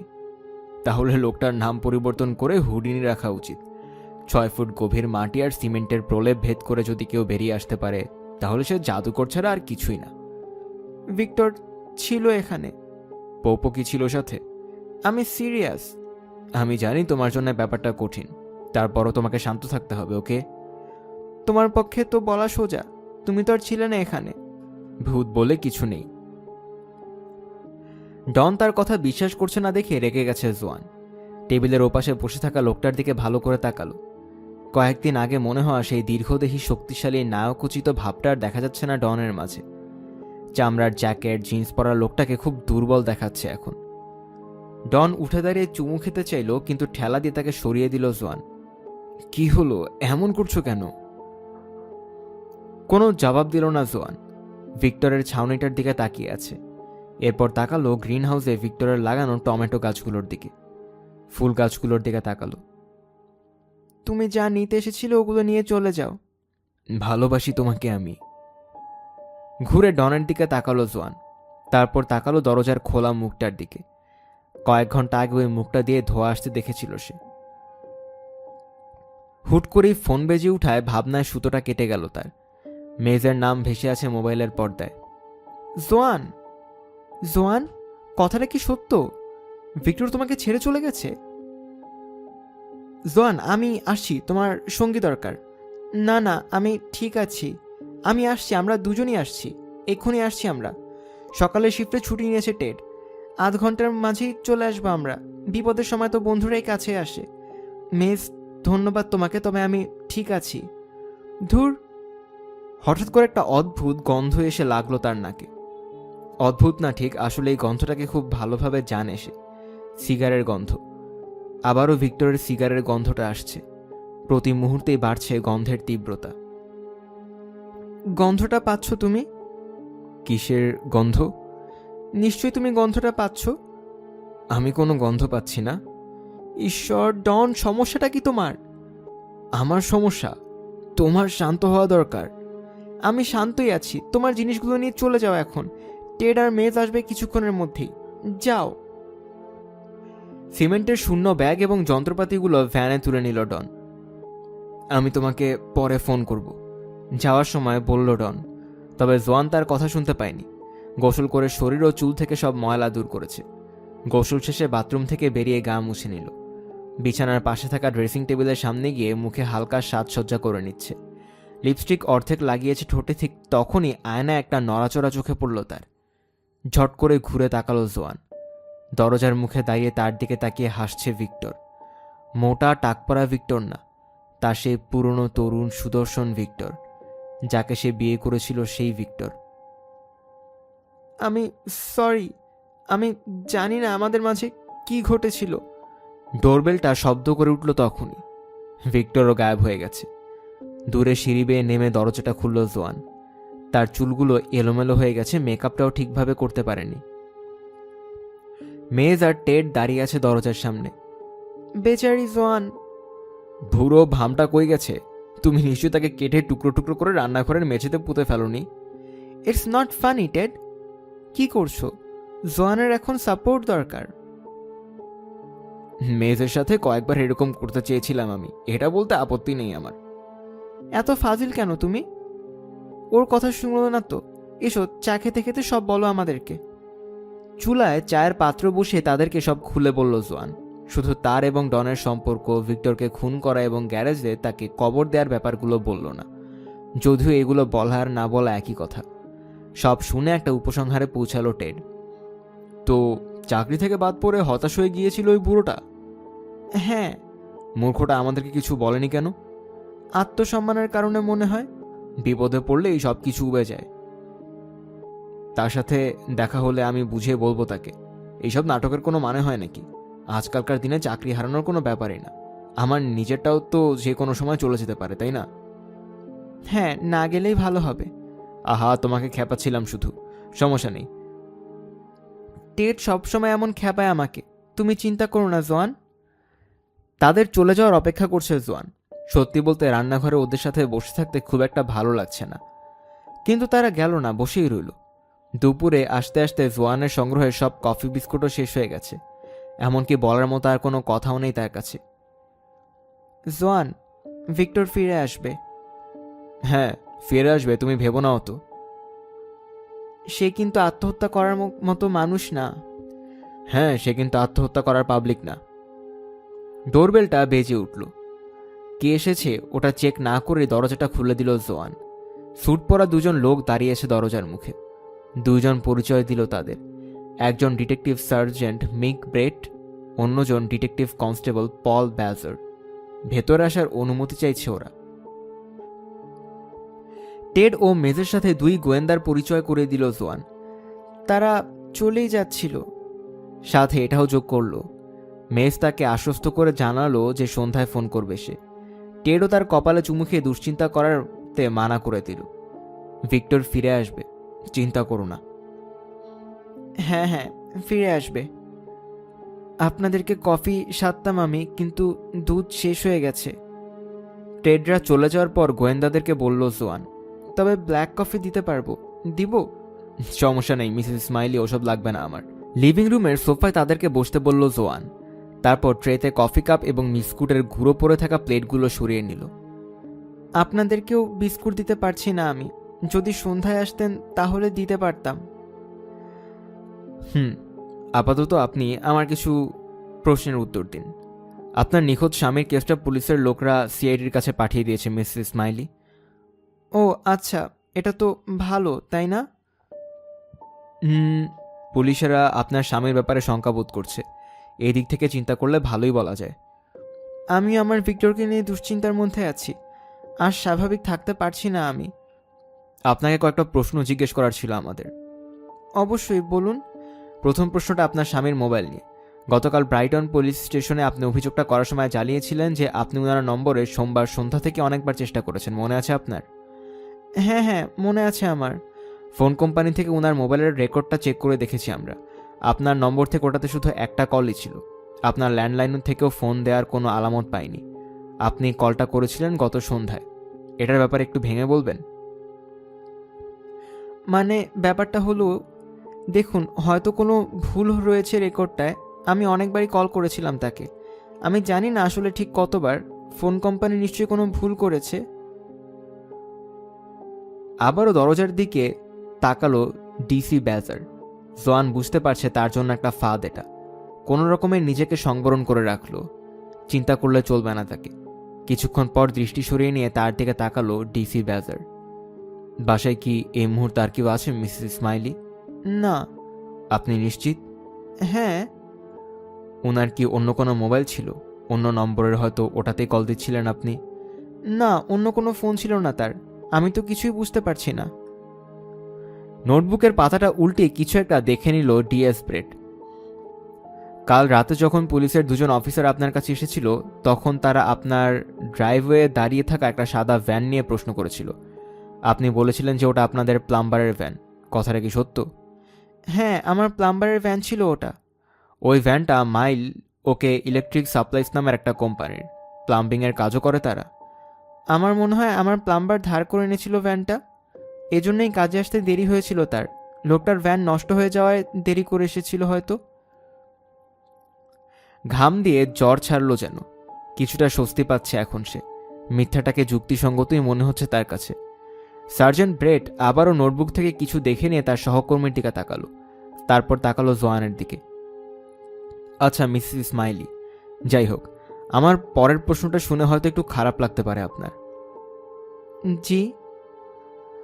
আপনি কি এটা জানতেন যে আপনার স্বামীর আরেকটা সম্পর্ক ছিল? উনি যে আপনাকে ছেড়ে যাওয়ার পরিকল্পনা করছিল তা কি জানতেন? দুজন অফিসারই এখন মনোযোগী দৃষ্টিতে তাকিয়ে আছে জোয়ানের দিকে। কথাটা শুনে চমকে গেছে জোয়ান। আরেকটা সম্পর্ক? ভিক্টরের? বিশ্বাসই হয় না এটা। ভিক্টরের পক্ষে এটা সম্ভব না। মানে পৃথিবীর কোনো মেয়ে। বলুন। আমি সরি, কথাটা বিশ্বাস হচ্ছে না আমার। ক্যামিলা ওয়ালজ্যাক নামটা পরিচিত আপনার? পরিচিত হবার কথা আমার। গত রাতে আপনার স্বামীর মোবাইলে ফোন করেছিল ক্যামিলা। তো? তার নম্বরটা লুকানো ছিল এবং মেসেজও রাখেনি। হুট করেই জোয়ানের মনে পড়ল ভিক্টরের ফোনে আসা কলটার কথা। পর্দায় কোনো নাম্বার দেখতে পায়নি, এমনকি মেসেজও দেয়নি। ক্যামিলা নামের মহিলাই কি করেছিল ফোনটা? না, আমি কখনো এমন কারো কথা শুনিনি। কে মহিলা? ব্রাইটনের এক ক্লাবে কাজ করেইনি। আমি নিশ্চিত মহিলা কোনো ভুল করেছে। ভিক্টর কোনো ক্লাবে যায় না। আমি জানি না আপনাকে কিভাবে বলবো কথাটা মিসেস স্মাইলি। ভালোভাবে বললে ওটা একটা যৌনপল্লী, আর এই তরুণী মহিলা একজন যৌনকর্মী। কি বলছেন আপনি? একজন কল গার্ল? হ্যাঁ, তাই। আমার ভিক্টর একজন পতিতার সাথে সম্পর্ক করেছে? অসম্ভব। সত্যি বলতে ওখানে যাওয়ার মতো অত টাকা পেত কই সে? এর উত্তর আমি দিতে পারবো না মিসেস স্মাইলি। মিস ওয়েলজ্যাক কিছুক্ষণ আগে আমাদের কাছে এসে বয়ান দিয়ে গেছে তার। মহিলাকে খুব উদ্বিগ্ন দেখাচ্ছিল। বলল যে আপনার স্বামী আর ও মিলে নাকি একসাথে নতুন জীবন শুরু করার পরিকল্পনা করেছিল। মহিলা বড়সড় কোনো ভুল করেছে, হয়তো অন্য কোনো ভিক্টরের কথা বলছে ও। আমরা আপনার স্বামীর ছবি দেখিয়েছিলাম তাকে। আপনার স্বামীকে চিনতে পেরেছে উনি। হয়তো কিছু একটা লুকাচ্ছে ও। ভিক্টরের কোনো ক্ষতিও তো করে থাকতে পারে ওই মহিলা। এটা ভেবেছেন আপনারা? ওটা নিয়ে নিশ্চিতভাবেই তদন্ত করব আমরা। আমার ভিক্টর এক পতিতার সাথে বিশ্বাসই করতে পারছি না আমি।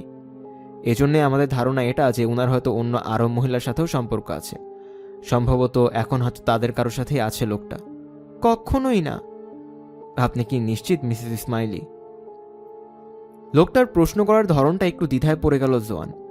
হঠাৎ করেই বুঝতে পারল নিজের অজান্তে পুলিশ তাকে একটা উপহার দিয়ে দিয়েছে। ভিক্টরের গায়েব হওয়ার একটা উপযুক্ত কারণও খুঁজে পেয়েছে সে। মুখে মিথ্যা একটা হাসি ফুটিয়ে আবারও আঙুল দিয়ে চোখ মুছে নিল জোয়ান। কাউকে কি আর পুরোপুরি চেনা যায় অফিসার? আমি ভাবতাম ভিক্টরকে আমি ভালোভাবে চিনি। আমি ভেবেছিলাম আমার সাথে সুখেই আছে ও। স্পষ্টতে আমি ভুল ভেবেছিলাম। পতিতাদের পিছনে ছুটতো। ছি, আপনাদের কথাই ঠিক। আরও সম্পর্ক থাকলেও থাকতে পারে। হয়তো আরও অনেকের সাথেই আছে, অন্যান্য দেশেও আছে হয়তো। এখন বুঝেছি কেন আমাকে টাকা দিতে চাইতো না। আপনার কি ওনার পাসপোর্টটা আছে? চেক করে দেখেছিলেন? হ্যাঁ, করেছিলাম। ওটা নিয়ে গেছে, তার ডেস্কে নেই। প্রথমে আমি এটাই চেক করে দেখেছিলাম। পিসিএসও ওয়ার্ডসের কাছে পাসপোর্টের কথা বলেননি কেন আপনি? আমার অবস্থাটা বুঝে দেখুন একবার। ভুলে গিয়েছিলাম হয়তো। ভালোবাসার মানুষকে হারিয়ে ফেলার যন্ত্রণা কি সহ্য করার মতো? বলেই কাঁদতে শুরু করলো জোয়ান। আরও কিছুক্ষণ জিজ্ঞাসাবাদ করে তার কাছ থেকে বিদায় নিল গোয়েন্দারা। যদিও বাইরের রূপালী ফোর্ড ফোকাসটার সামনে কিছুক্ষণ দাঁড়িয়ে রইল ওরা। নিজেদের মধ্যে কিছুক্ষণ কথা বলে অবশেষে জায়গাটা ত্যাগ করলো। সবার সাথে কথা বলতে বলতে অনেক সময় পেরিয়ে গেছে। এখন তাড়াতাড়ি বেরোতে হবে জোয়ানকে, নইলে কাজে পৌঁছাতে দেরি হয়ে যাবে তার। তবে তার পরিবর্তে জানালার কাছেই আরও কিছুক্ষণ দাঁড়িয়ে রইল। রাগে ক্ষুব্ধ হয়ে আছে। ভিক্টর ধোঁকা দিচ্ছিল তাকে। একটা পতিতার কাছে যেত শয়তানটা। কতদিন ধরে ওই ডানিটার পেছনে কত টাকা উড়িয়েছে। দ্রুত পায়ে গ্যারেজের দিকে যাত্রা করল। দরজাটা খুলে মেঝের সিমেন্টের নিচে ভিক্টরের কবরটার দিকে তাকালো আর হারামজাদা বলে চেঁচিয়ে উঠল। গাড়িটা চালাচ্ছে ডিএস ব্রেড। পুলিশ স্টেশনের দিকে যাচ্ছে ওরা। ডিসি ব্যাজার ভিক্টর ইসমাইলের ছবিটা পরখ করে দেখছে। কাউন্টির সব থানাতে নিখোঁজ ব্যক্তিদের বুলেটিনে পাঠিয়ে দেওয়া হবে এই ছবিটা। আমার মনে হচ্ছে কিছু একটা ঠিক নেই। তোমার কি মনে হয়? মিসেস ইসমাইলি কিছু একটা নিয়ে উদ্বিগ্ন। বারবার তিনি দরজার মুখের দিকে তাকাচ্ছিলেন। আমার মনে হয় কিছু একটা লুকাচ্ছেন। যদি আমাদের জিজ্ঞাসাবাদের সময় ওনার স্বামী ওখানেই থেকে থাকেন, তাহলে কিন্তু হাসির পাত্রে পরিণত হব আমরা। তো তোমার কি মনে হয় মহিলা নাটক করছেন আমাদের সাথে? বিমার টাকা খাওয়ার ধান্দা হতে পারে। লোকটার নামে কোনো বিমা করা আছে কিনা চেক করে দেখা উচিত আমাদের। কয়েকদিন আগে আরেকটা দম্পতি এই কাজ করেছিল। কি যেন নাম ছিল তাদের? ও হ্যাঁ, ডারউইন। নৌকাডুবিতে স্বামীর মারা যাওয়ার মিথ্যা নাটক করে বিমার টাকা আদায় করে নিয়েছিল মহিলা। লোকটা প্রায় 5 বছর লুকিয়েছিল তাদের চিলে কোঠায়। ওই কথা জিজ্ঞেস করোনি কেন তখন? ওনাকে এটা ভাবতে দিতে চাচ্ছি না যে আমি সন্দেহ করছি তাকে। উনি তো বলেছিলেন ওনার বাসায় কেউ নেই, তাই না?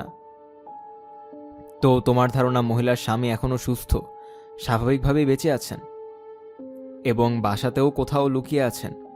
এটা সম্ভাবনা আছে চিফ। ফোনের ব্যাপারে তো আমাদেরকে মিথ্যা তথ্য দিয়েছিলেন মিসেস ইসমাইলি। কে জানে আরও কতগুলো মিথ্যা বলেছেন তিনি। বুঝতে পেরেছি তোমার ইঙ্গিতটা। সন্ধ্যা 6টার কিছুক্ষণ পর বেগুনি গাড়িটা নিয়ে গ্যারেজের সামনে এসে থামল জোয়ান। সাথে করে সুপার মার্কেট থেকে 2 বোতল ওয়াইন, কয়েক প্যাকেট বিস্কুট, কিছু চিংড়ির ককটেল এবং 2টা মাংসের টুকরো নিয়ে এসেছে। ডনের আসার কথা একটু পরে। সে বলেছে ওরা আজকে বিজয় উল্লাস করবে। যদিও কাজটায় খুব একটা আগ্রহ নেই জোয়ানের, তারপরও সন্ধ্যার পর বাসার ভেতর একা থাকতে চায় না ও। ডনের সাথে রাতের খাবার খাবে বলে ভেবে রেখেছে। একটা অদ্ভুত ব্যাপার, ডনের খাবারের রুচিও একদম ভিক্টরের মতোই। জোয়ান কোথায় যেন পড়েছিল যে পুরুষেরা তার স্ত্রীকে ছেড়ে এমন কারো কাছেই যায় যার সাথে তার স্ত্রীর অনেক মিল আছে। মহিলাদের ক্ষেত্রেও কি এই কথাটা খাটে? হয়তো। ডন তাকে বলেছিল যে মেঝে পুরোপুরি শুকিয়ে শক্ত না হওয়া পর্যন্ত ওখানে গাড়ি না রাখতে, কিন্তু এখন তো পরিস্থিতি পাল্টে গেছে। গ্যারেজের ঢালা খুলে পা দিয়ে মেঝেটা পরীক্ষা করে নিল। মেঝেটাকে তার কাছে ঠিকঠাকই মনে হলো, একদম পাথরের মতো শক্ত। গাড়ি নিয়ে ভেতরে ঢুকে ঢালাটা নামিয়ে দিল জোয়ান। এরপর জিনিসগুলো হাতে নিয়ে রান্নাঘরে রওনা করল। ওয়াইনের বোতলগুলো ফ্রিজে রেখে বাসার সবগুলো লাইট জ্বালিয়ে দিল। ভয় পাচ্ছে কখন জানি আবার হুট করে উদয় হয় ভিক্টরের ভূত। উপরে বেডরুমে গিয়ে কাপড় পাল্টে পরিষ্কার করে নিল জোয়ান। ডনের পছন্দ করা পারফিউমটা গায়ে মেখেছে। ঠিক তখনই দরজাটার ডোরবেলটা বেজে উঠল। মাত্র তো 6:15 মতো বাজে। ডনের তো 7টার আগে আসার কথা না। অন্তর্বাস পর অবস্থাতেই তাড়াতাড়ি করে ভিক্টরের ডেনের দিকে দৌড় লাগালো। জানালা দিয়ে দৃশ্যটা দেখে হতভম্ব হয়ে গেল জোয়ান। পুলিশের 2টো গাড়ি এবং একটা সাদা ভ্যান দাঁড়িয়ে আছে তার বাসার সামনের রাস্তাটায়। দুপুরে আসা গোয়েন্দা পুলিশ 2জন দাঁড়িয়ে আছে তার দরজার সামনে। আবারও বেজে উঠল ডোরবেলটা। আসছি, জোর গলায় জবাব দিল জোয়ান। যতটা সম্ভব শান্ত থাকতে চাইছে সে। একটা দীর্ঘ শ্বাস নিয়ে আবারও কাজে পড়ে যাওয়া পোশাকগুলোই পরে নিল। তারপর তাড়াতাড়ি করে রওনা দিল নিচতলায়। হলুদ জ্যাকেট পরা পুলিশের একটা দল এবং ডিটেকটিভ কনস্টেবল ব্যাজার দাঁড়িয়ে আছে লোকটার পেছনে। মিসেস ইসমাইলি, আপনার বাসায় তল্লাশি চালানোর নোটিশ এটা। শরীর কাঁপতে শুরু করেছে জোয়ানের। তল্লাশির নোটিশ? জি ম্যাডাম। কি কারণে?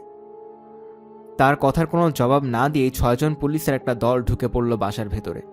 গোয়েন্দা পুলিশ 2জনও ঢুকে পড়েছে তাদের সাথে সাথে। কেউ কি চা বা কফি কিছু খাবেন? বিস্কুটের নতুন প্যাকেট নিয়ে এসেছি আমি। কেউ কোনো জবাব দিল না। বাসার প্রতিটি রুমেই একজন করে পুলিশ অবস্থান করছে এখন। কেউ কি আসবে? কিচেন সিঙ্কে থাকা তাজা মাংসের টুকরোগুলোর দিকে নির্দেশ করে জিজ্ঞেস করলো ডিএস ব্রেট। না, শুধু আমি আর আমার বিড়ালি। আপনার বিড়ালটা দেখছি ভাগ্যবান। বলতে বলতে হাতে গ্লাভস পরতে শুরু করেছে সার্জেন্ট ব্রেট। হ্যাঁ, খুবই আদুরে বিড়ালও। অপ্রয়োজনীয় একটা জবাব দিল জোয়ান। আপনি বসুন ওখানে, কাজটা করতে একটু লম্বা সময় লাগতে পারে আমাদের। ওপরতলায় থাকা ছোট রুমের দরজা খুলে ভেতরে ঢুকলো ডিসি ব্যাজার। এটাকে বাড়তি বেডরুম বলে মনে হলো তার কাছে। নতুন রঙের কড়া গন্ধ পাচ্ছে, সাথে পচা কাজু বাদামের মতো একটা গন্ধ আছে। যদিও ওটাকে তেমন একটা পাত্তা দিচ্ছে না সে। লাইটটা জ্বালিয়ে দিল। রুমটাকে দেখে বুঝতে পারলো যে সদ্যই নতুন করে সাজানো হয়েছে। দেয়ালগুলোতে গাঢ় নীল রং করা হয়েছে। জানালায় লাগানো সাদা পর্দাটা বাতাসে দুলছে। ইদানিংকালে কেউ ওটায় শুয়েছে কিনা এমন কোনো চিহ্ন নেই। বিছানার পাশে একটা টেবিল আছে। টেবিলটাতে অনেকগুলো ড্রয়ার। ড্রয়ারগুলো চেক করে দেখতে শুরু করলো অফিসার। নিচতলায় রান্নাঘরে বসে টিভি দেখছে জোয়ান। পৈরটের একটা পর্ব দেখাচ্ছে দেখে চ্যানেলটা পাল্টে দিল। অন্য আরেকটা চ্যানেলও আগাথা ক্রিস্টির সিরিয়ালই দেখাচ্ছে, তবে এটা মিস মার্পলকে নিয়ে। তাড়াতাড়ি করে আবারও চ্যানেল পাল্টে দিল জোয়ান। পরের চ্যানেলটায় দেখাচ্ছে মোর্সের জন্থ একটা উন্মুক্ত কবরের সামনে দাঁড়িয়ে আছে। এবার টেলিভিশনের পর্দায় ভিক্টরের হাসি হাসি একটা মুখ ফুটে রয়েছে। আবারও চ্যানেল পাল্টাতে যাবে তখনও সংবাদ পাঠকের কথাগুলো কানে এলো তার। ভিক্টর ইসমাইলি নামের এই লোকটিকে নিয়ে শঙ্কিত হয়ে আছে সাসেক্স পুলিশ। গত বেশ কয়েকদিন ধরে ডায়াবেটিস রোগে আক্রান্ত এই মানুষটিকে খুঁজে পাওয়া যাচ্ছে না। টেলিভিশনটাই বন্ধ করে দিল জোয়ান। মনের ভেতর কেমন যেন একটা খারাপ অনুভূতি হচ্ছে তার। কিছুক্ষণ পর গ্লাভস পরা হাতে একটা কালচে লাল ছোট বই নিয়ে রান্নাঘরে হাজির হলো ডিসি ব্যাজার। এটা খুব সম্ভবত আপনার স্বামীর পাসপোর্ট। আপনাদের বেডরুমের ডেস্কে খুঁজে পেয়েছি এটা। ওয়াও, শান্তি পেলাম। আমি সব জায়গায় খুঁজেছি এটা, কিন্তু পাইনি। ভালো করে খুঁজেননি। জোয়ান কোনো জবাব দেবার আগেই আরেকজন অফিসার এসে হাজির হলো সেখানে। লোকটার হাতে ভিক্টরের মোবাইলটা দেখা যাচ্ছে। এটা খুব সম্ভবত আপনার মোবাইলটা, মিসেস স্মাইলি। নম্বরটা মিলিয়ে দেখেছি আমি। চমৎকার। কোথায় পেলেন এটা? আপনাদের হলের টেবিলের ড্রয়ারে। আমি তো খুঁজে দেখেছিলাম সেখানে। ভালো করে খুঁজেননি মনে হয়। হয়তো। ডিসি ব্যাজার এক দৃষ্টিতে তাকিয়ে আছে তার দিকে। ভেতরে ভেতরে কুকড়ে গেল জোয়ান। মনে হচ্ছে যেন তার ভেতরের নারীগুলো সব সাপে পরিণত হয়ে অনবরত ছোবল দিচ্ছে তাকে। এরপর ডিটেকটিভ সার্জেন্ট ব্রেট এসে উপস্থিত হলো রান্নাঘরে। আপনাদের গ্যারেজ থেকে ভক্স হল অ্যাস্ট্রাটা সরাতে হবে। চাবিটা দেয়া যাবে? চাবিটা তার সামনেই রয়েছে।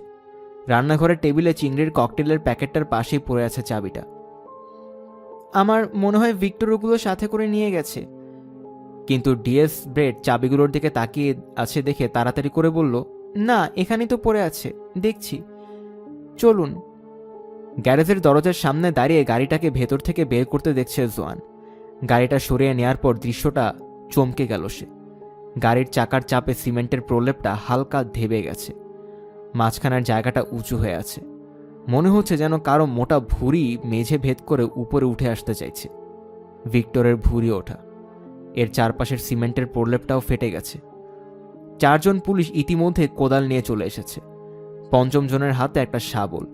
গায়ের হলুদ জ্যাকেটটা খুলে খুঁড়তে শুরু করেছে ওরা। হঠাৎ কানে এলো একটা গুনগুন শব্দ। দ্য ড্যাম বাস্টার্সের থিমটা বাজছে। ভিক্টরের সবচেয়ে প্রিয় সুর এটা। পরের 1 ঘন্টা দাঁড়িয়ে গুনগুনটা শুনতে শুনতেই কবর খোঁড়ার দৃশ্যটা দেখল জোয়ান।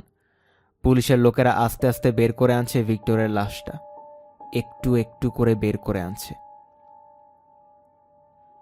4 দিন পর রবিবার সন্ধ্যা 6টার দিকে পুলিশের হাজত থেকে জামিনে মুক্তি পেল জোয়ান। এর আগের 3টা দিন হাজতে কাটাতে হয়েছে তাকে। হাজতে থাকাকালে একের পর এক গোয়েন্দাদের জেরার সম্মুখীন হতে হয়েছে তাকে। ট্যাক্সি নিয়ে বাসার দিকে যাত্রা করল, অবশ্যই ডনের ট্যাক্সিটা না। লোকটার কপাল খুব একটা ভালো ছিল না। ভিক্টরের খুনের দায়ে এখানেই হাজতে পড়ে আছে ডন। নিজের উপর প্রচণ্ড সন্তুষ্ট জোয়ান। পুলিশ গোয়েন্দাদেরকে ভালোভাবেই সামলেছেও।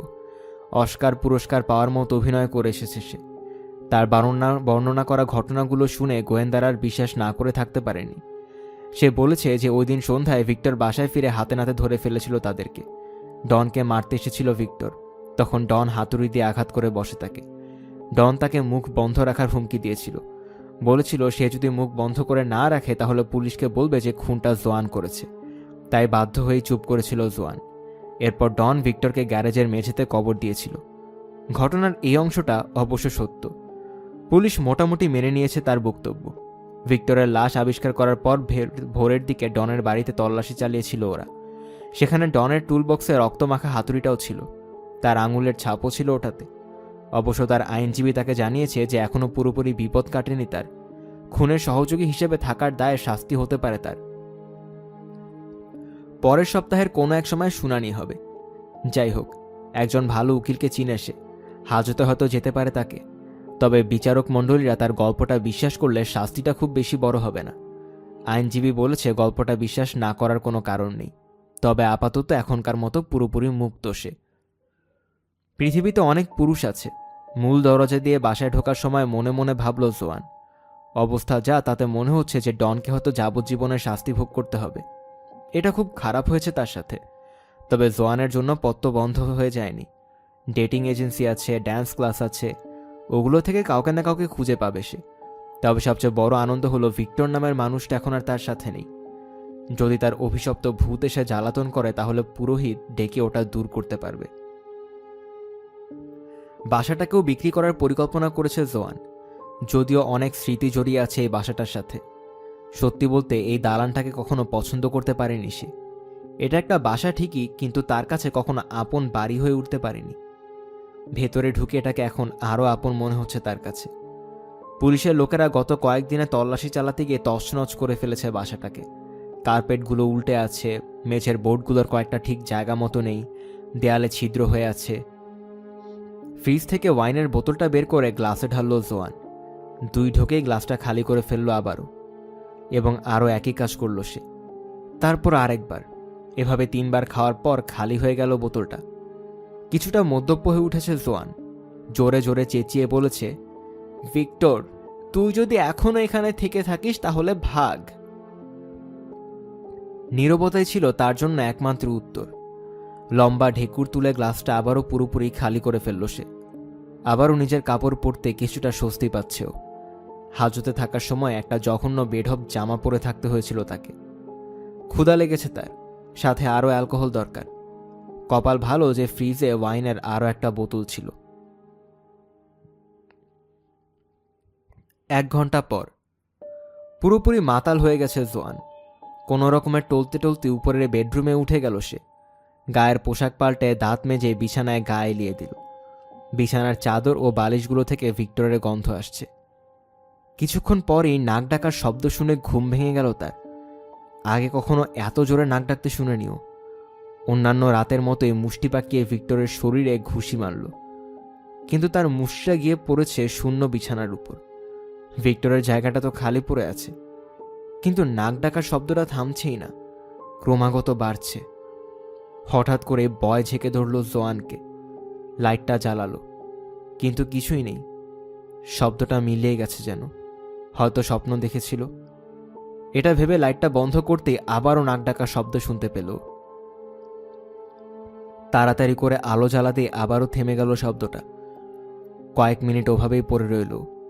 আত্মা ধুকপুক করছে তার। আচ্ছা, বুঝেছি আমি এখন আমার সুন্দর করে সাজানো নতুন রুমটায় চলে যাচ্ছি। তোমার যত ইচ্ছা নাক ডাকো তুমি।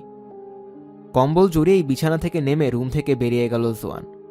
যাওয়ার সময় বরাবরের মতোই ঠাস করে দরজাটা লাগিয়ে বাড়তি রুমটার দিকে পা বাড়ালো এবং ওটাতে ঢুকে ওটার দরজাটাও ঠাস করে আটকে দিল। জানালাটা এখনও খোলা দেখে ওটা আটকে দিয়ে জানালায় লাগানো নতুন পর্দাটা টেনে দিল। আলো নিভিয়ে বিছানায় শুয়ে পড়ল। ভালো বুদ্ধি ছিল তোমার ভিক্টর, আগে থেকেই তুমি বুঝতে পেরে রুমটা সাজিয়ে দিয়ে গিয়েছো। কাজু বাদামের একটা ক্ষীণ গন্ধ নাকে লাগছে, তবে গন্ধটা তার কাছে ভালো লাগছে অন্তত। ভিক্টরের ঘ্রাণের চেয়ে তো 1000 গুণ ভালো। আস্তে আস্তে ঘুমিয়ে গেল। একটু একটু করে এক গভীর ঘুমে তলিয়ে গেল জোয়ান, যে ঘুম থেকে জেগে ওঠা প্রায় অসম্ভব।